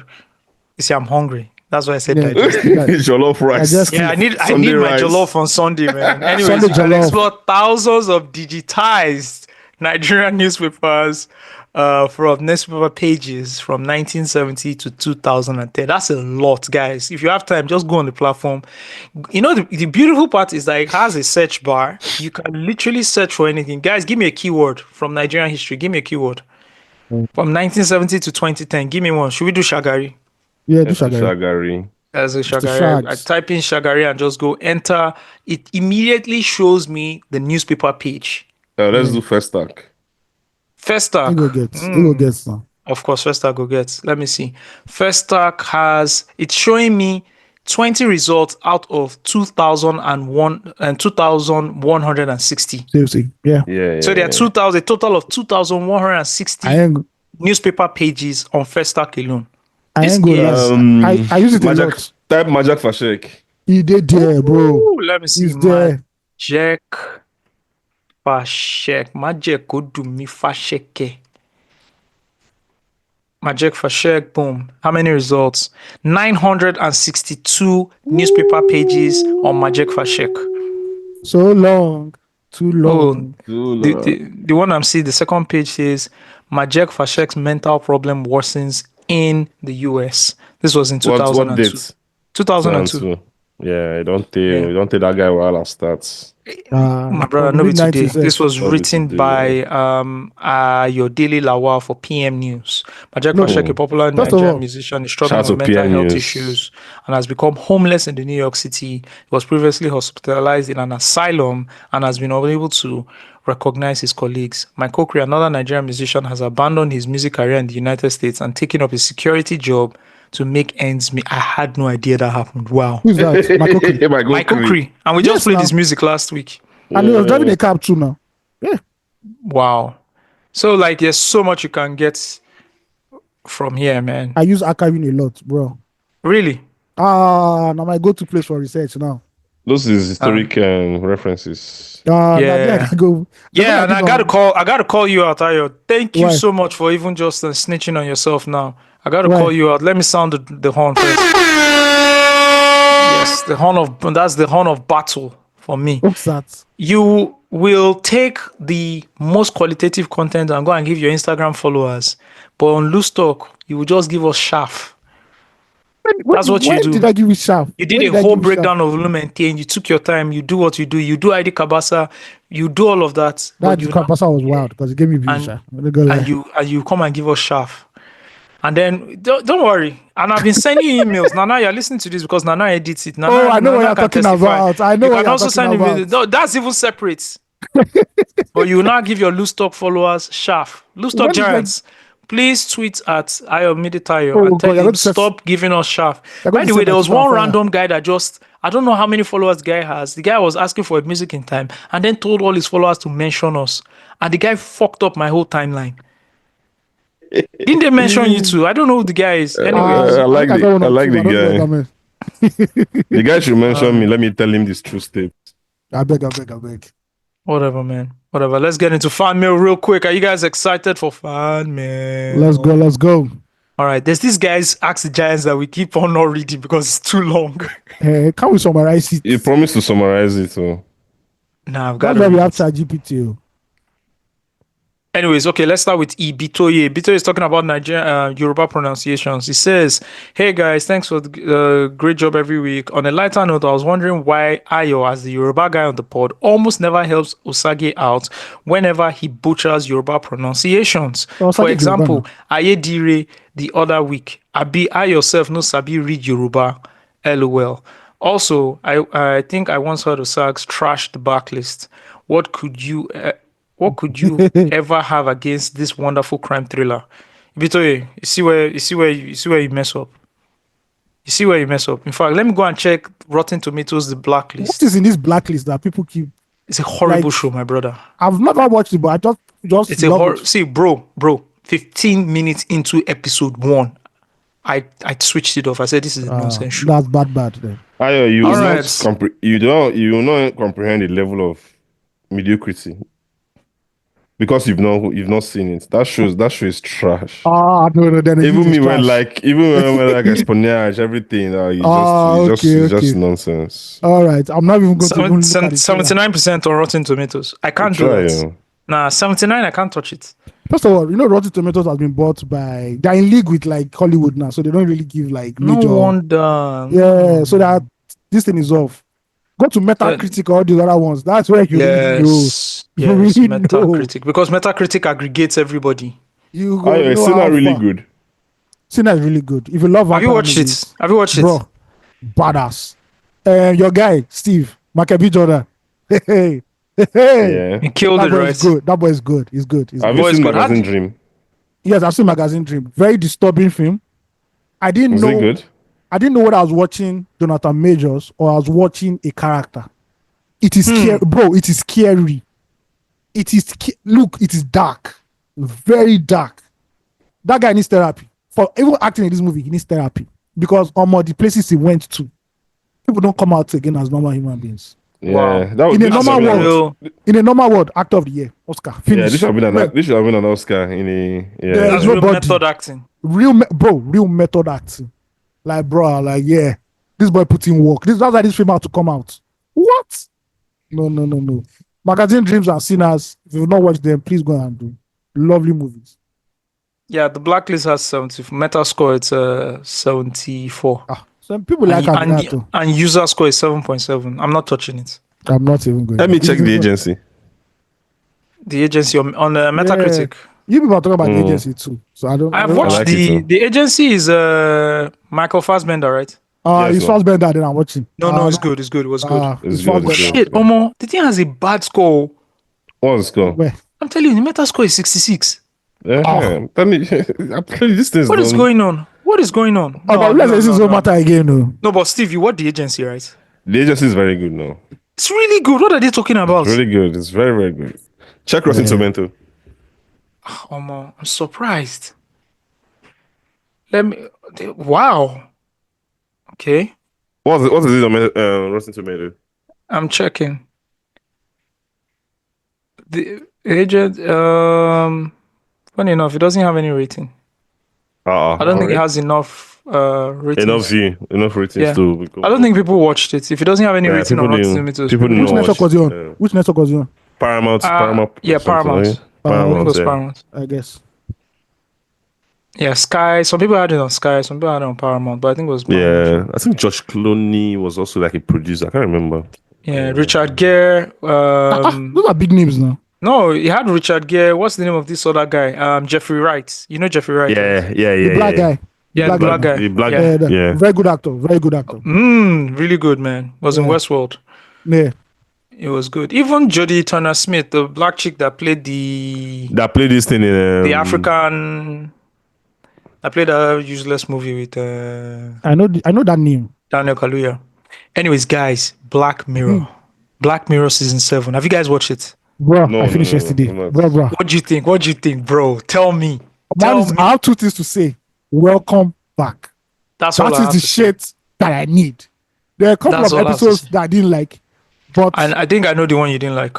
they went back to the British old format of everything just being dark as fuck. And I'm like, I know. yes. I think I know the one you didn't like. The one you didn't like was the one that the guy was building the computer program that the No, I things love were that talking one. to him. Funny You enough, I loved love it. that one. I love that one. Okay, I love it that was one. the Israel one. And No, the Israel one was really good. It was Oh, for really real? good because me, I like simulations. I like stuff like that. okay, but me, You didn't like that one? I didn't like it. I was Okay, just because they like, fell in love, blah blah blah. yeah, I basically knew what was going to happen. But apart from that, and they now brought back the all-time classic. They did a sequel to the all-time classic. USS Callister. Bro, they finished that one on a high note again. Do you know that before I started watching this USS Callister in You have to go 2020, back. I went back and watched USS Callister again. I wanted to, but they now did like a small summary. So I was like, Recap. okay. I took my time. I watched it because I can't remember. This is years ago. Bro, I it was like 10 took years my ago. time. I took my no USS Callister is like 5 years ago. Oh, 5 years ago. Or more. It should be more. Yeah. More. But that episode 1 of this season, it is that is common vintage. people. That is vintage. Yeah, that's vintage. That's vintage Black Mirror. Yeah, that's when vintage they ended it, I was like, bro, now this shows that you're listening to people. They stop all that that was shit they were doing. the episode 1 was the one that really, you know how Black Mirror will scare you. Yeah. Yeah, episode Bro, 1 episode 1 scared me. Subscription culture. Man, the thing entered my body. Touch me. I said no one. It was good. This everyone too. That's the Hotel Rivera. I liked it. I like the second one too. The second one was Better Noah. Oh, it was really good. Playing with the multiverse. Yeah, that was good. That was good I was as like, well. bro, That was this good. is good stuff. That was good. Plaything. And in What's fact, Plaything? Plaything is the computer one now. Okay, yeah, that was good. The eccentric guy. Yeah. Eulogy was nice as Yeah, well. it's nice. It was a love story. It was a love story. The USS, now they brought everybody. USS Callister is a classic. It's classic. They need to keep bringing that one back. Yeah, it's like, classic. We love classic. that. And those guys are now stuck in yeah, no less spoiler for people. Oh, sorry. Spoiler.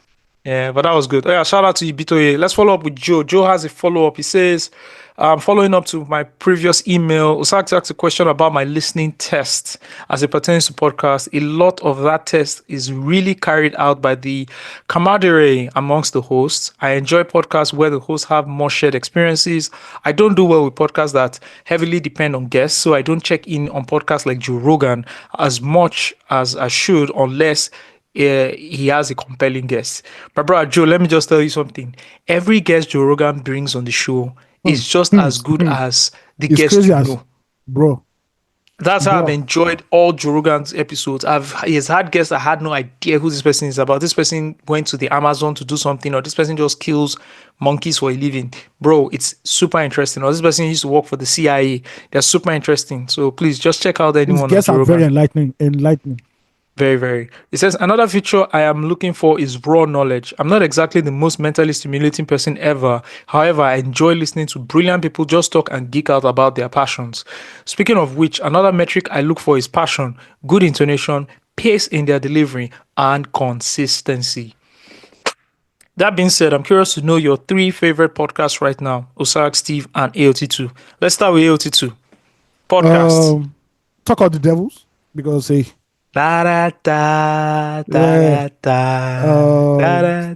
obviously, Daddy obviously you can't just escape the guy. He has some fascinating episodes. Like he talked to a corrupt policeman who was jailed for like 14 years in the NYPD, and I just had to listen to it.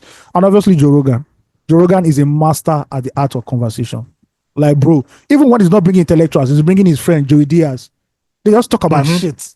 Yeah, for 3 hours. Or Tim Dillon. And you're like, bro, and it's cool. And it's a great place for you to find knowledge, like for you to really know about things in life. There's a guy who spoke about the Amazon and explained why the Amazon is the way it is, that people used to live there. But when European travelers came, they brought along with them smallpox and everything. And he wiped away the Amazon, this thing. And that after that, they now found out that they now found more, how will I call it now? Infrastructure that these people, these indigenous tribes are built already, cities that they are built already in the Amazon that people didn't know about. Amazing. So yeah, those are my 3. Steve-O, I know it is hard to pick your 3. Just pick 2. Yeah, it's hard. It changes every time. Steve disturbs us with T50, number 1 podcast in the world. Oh my god! Every week. You know when he just is geeking out on something, you just it changes. Now loose talk. Obviously. Okay. Seriously. My Robbins. That's like my new podcast. Then Plain English. There's a Plain English podcast, a Spotify podcast from the Ringer podcast network. Then Bill Simmons. Those are like my 3 favorite podcasts. Right now. Yeah. All right now, it's hard for me to also have a 3, but right now I'll tell you, of course, I listen to Talk of the Devils, I listen to Joe Rogan, I listen to Joe Budden, I listen to Guardian football, a lot of football podcasts, ESPN FC. I know top 3 is hard, but I'm also listening to a new podcast. It's called Bad Rap, and it's about Diddy. Yeah. I have it. I'm starting it this week. I have it already because I had it on. I had the ad on ESPN FC. Yeah. Oh, everybody. I had the ad on ESPN FC. Yeah. Everybody has a Diddy documentary or program or podcast. I'm starting this week. Yeah. Yeah. So there's podcast that Bad Rap. Yeah, podcast choke. I also listen to Criminal. They talk to people who have committed crimes in the past. Arrested and not arrested. Yeah. It's dope. Criminal. Yeah, it's dope. Yeah. All right. Toby the Genius says, let's talk about Mickey Me Jones. A while back, I wrote in with my top Afrobeat intros, but it never got read. I'm so sorry. It says, I really appreciate if it's possible to find and read it. Bro, don't go. No verse. It says, last episode, we celebrated Brimo's Yellow album and talked extensively about his discography. But a big part of that notoriety that we forget to mention and praise is Mickey Me. One of the things that made Brimo stand out was that his songs were unlike anything we had heard. He wasn't sharing packs with those other producers, almost. Can you believe that what he did with Ozymandias, or the minimalistic darkness he brought to Onru Moru, the orgasmic sensation of Rara Rira, or the poetic nostalgia of Afidu Fana Esson sounded like a traditional orchestral composition with scales and layers, because Mickey is a master. As a songwriter and producer, I know the impact of great producers in the composition arrangement and sometimes co-writing on the music. You can feel it in the artist's sonics. It's Cobhams and Asha, then the band and Dodazi, Asha and Magic Sticks. And Magic Sticks. Sax talk about the edge in Brimo's discography over Beautiful Nubia, and a large part of me is tied to Mickey's ability to straddle genres. We may never know how many times Mickey made Brimo re-record his vocals or rewrite a verse, and in some ways we don't care. All we know is that the output was legendary. This impact is noticeable in Brimo's last album, Macabre. His delivery is slurred and his vocals incomprehensible, and the production felt undercooked. I hope you can have a sit down with Mickey Me on the Music in Time to walk us through the music in that deep discography. Yeah, it would be nice to do that. And you're absolutely right, because if you look at what Mickey Me was absent on the Chocolate City album. Yeah, he was. Then when he came back, I think he helped. I think they worked on Brimstone together. I'm not sure, but once they did Merchant Dealers and Slaves, they kind of just took it from there. And even if you hear 9, right? 9, there's Hamatan and there's Esson. Esson, yeah. Right? Esson is very different from Hamatan. I think Hamatan was done by Bigfoot. Esson was done by Mickey Me. And you can tell the difference. I'm not saying one is better than the other. I'm just saying you can tell the difference. But I think Brimo is most comfortable with Mickey Me. And like Toby the Genius mentioned, Mickey Me is not just providing beats. He's doing more than that. He's actually producing the album. Yeah. Mickey Me is a genius. But the kind of music, what he did on MDS alone, man. And it's surprising how a lot of other producers have not gone to meet him. Like, I would like to see like a Andekule Gold, a See some of those guys who straddle that pop stroke genre, pop stroke folklore field, I'd like to see them work with Mickey Me as well, because he produces the best canvas, one of the best canvas for artists to deliver their stuff, in my opinion. All right, let's do some Ask the Giants. We have a short one here. The other one, we're going to push it next week. I'm sorry, because time has gone. I'm so sorry, guys. But yes, we do have one, and this is a quest for clarity. In the last episode, you guys talked about how it is better to stay at your parents' house to avoid paying rent. Hear me out. I'm a student in his final year. I live in the north. I also schooled in the north, Jigawa, but just 2 hours apart. I plan on staying back in the city where I school at least 2 years to build my brand and get things running for myself. The accommodation is very affordable, below 100,000 naira. And it is great. It's a great place. My dad is the one paying the rent and he still sends me allowance for school, but I'm working towards changing that because I know things might change once he finds out my plan. The reason I want to stay back is this. My dad is an Igbo businessman and he's very controlling. He wants me to stay in his shop even though I'm not interested in the business. I am a forex trader building an academy in Web3. I have a community of over 1,500 people across WhatsApp and Telegram. I have over 30 mentees. My dad is in no support of me trading.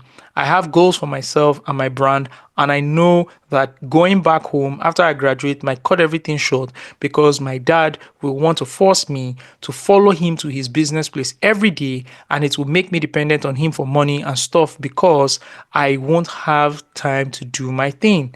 Please, I'd love to hear from you guys, each from his point of view. What do you guys advise I do? I really appreciate a response from you guys. Stay blessed. Well, Anonymous, you are so blessed because I'll tell you for a fact that since you are straddling for advice for, or you are looking for advice surrounding education, you talked about some crypto Web3 now. We have a Web3 expert on the podcast. You also talked about Web3. Your relationship with your father. Only one person here still has his father alive. Right? So right now, I want to, first of all, Ayo, do you have Telegram on your phone? I do, but I don't know why. Do you use it? No, I do not. When last did you open your Telegram app? Maybe like 6 months ago. Do you understand? Me, I can't even remember. But I know somebody here that is a Telegram expert as well. Just because you mentioned Telegram. So there's a lot of context here. I'd like to hand over the microphone right now to our blessed brother in Christ, Mr. Steve Diddy. Please go ahead. Steve Diddy, please. Round of applause. Round of applause. Of course, take the... You can take it from here. I believe that like once you graduated from school, I don't think you have every right to tell your dad, what you want to do. You've not even had the conversation with him. You're already assuming that he wants you to be going to his shop every day. He sent you to school for a reason. I don't think he sent you to school for you to have for you to be critical enough to make your own decision, to become your own man. So have the conversation with him and let him trust you that you've made the best decision for yourself, which is going in your own path, building your Web3 projects and continuing what you've been doing, what you've been building, right? So let him trust you. I think the second option for me is also see a way you can handle it too until you are independent enough to pursue your own path on your own self, by your own self, and just leave him alone and leave his home.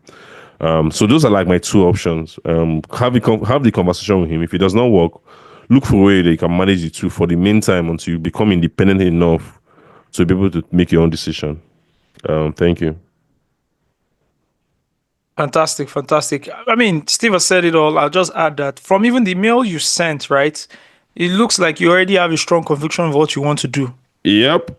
So having a community of 1,000 people is not easy. 1,000. Bro, 1,500 with 30 minutes. 1,500. Clear, because if you start to monetize this thing, it's clear what you want to do. And I like the space you are playing in already. It's clear and it's going to take some time. I don't like the fact that you want to stay back there. But again, if you are running everything offline or online and then you are reducing your cost, it's also a smart move. I'm okay with it. You understand? So go for it. You're becoming a man of your own. It's going to be tough. Cutting those, what they call them, the loins. Ties, exactly. Yeah. Cutting them, it's going to be painful, right? But it's going to happen gradually. And what you always have to do is just show them that you're achieving something and you have a plan. If you don't have a plan, it scares parents. Trust me. But if you show them you have a plan and what you want to do and you have a strong conviction for it, my brother, the time for you to fly or feel is now. And you should go ahead and do it. Ayo. Yeah, just re-echoing what my fellow co-hosts have said. The good thing is that you have a plan. Some people leave university or NYC and that is when they just want to start, thinking about what they want to do. But you already have your plan. You already have what you've been set up in. and is making sense. So the best thing is just to have a one-on-one with your father and say, this is where I am going to. These are my plans, blueprints.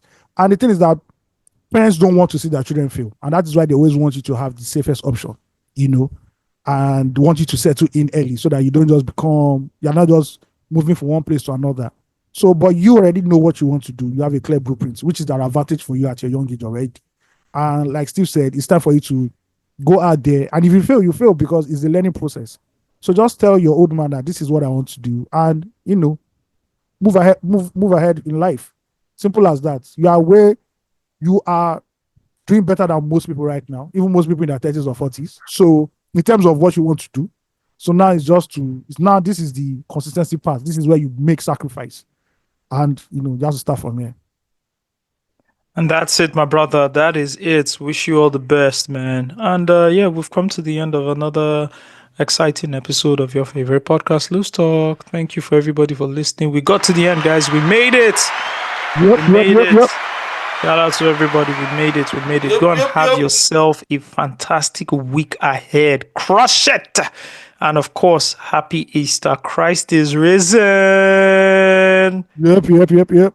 Christ is risen. Have a fantastic holiday, Easter Monday. Yeah. I have a holiday here as well. I'm going to enjoy myself. There's no holiday here. There's no rest for the wicked.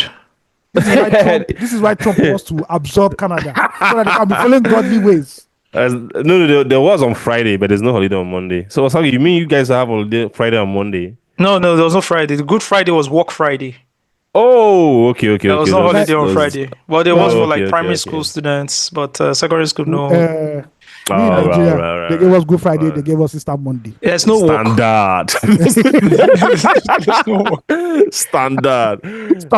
So there's public holiday on Friday, but Monday, no public holiday. Yeah, there's a public holiday here on Monday, man. Alrighty. Yeah. Makes sense. All right, man. Thank you guys for rocking with us again. Yeah. I'll leave you guys in the hands of the one and only Adekunle Gold. This is Know Your Level.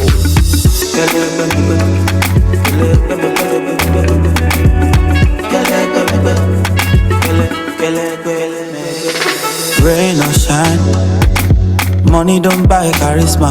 Me, I just get my vibe. I get my vibe, oh, for life. Gucci, no go sell the swagger. That thing don't come overnight. It don't come overnight, yeah.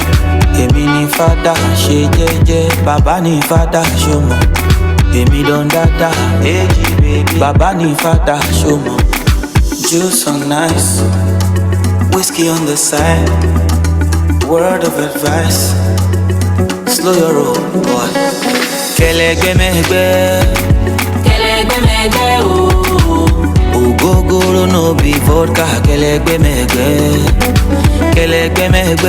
oh. Kóòtù òkì ń ṣẹgbẹ́ agbádá, kẹlẹgbẹmẹgbẹ. It's time to talk the talk. I've been playing this shit safe for long. Mi ò rán anybody mọ́. Ọmọ ń ṣe bí ẹran, márùwá ń ṣe bí mọ́tò, eku ń ṣe bí ẹkùn. Àjù wọn lọ tó bá yá wọn máa gbà. Kẹ̀kẹ́ ló ń sáré, eré kí ló fẹ́ sá, tó fẹ́ ju ti mọ́tò. You say I'm number one, but I me get the table. Kẹlẹgbẹmẹgbẹ. Ogogoro no be vodka, kẹlẹgbẹmẹgbẹ, oh. Kóòtù òkì ń ṣẹgbẹ́ agbádá, kẹlẹgbẹmẹgbẹ. Juice on nice, kẹlẹgbẹmẹgbẹ. Whiskey on the side, kẹlẹgbẹmẹgbẹ. Word of advice, kẹlẹgbẹmẹgbẹ. Kẹlẹgbẹmẹgbẹ, oh. Ogogoro no be vodka, kẹlẹgbẹmẹgbẹ, oh. Kẹlẹgbẹmẹgbẹ, oh. Kóòtù òkì ń ṣẹgbẹ́ agbádá, kẹlẹgbẹmẹgbẹ. Èmi ni fada, ṣe jẹ́jẹ́. Baba ni fada, ṣọmọ. Èmi don dada. Baba ni fada, ṣọmọ.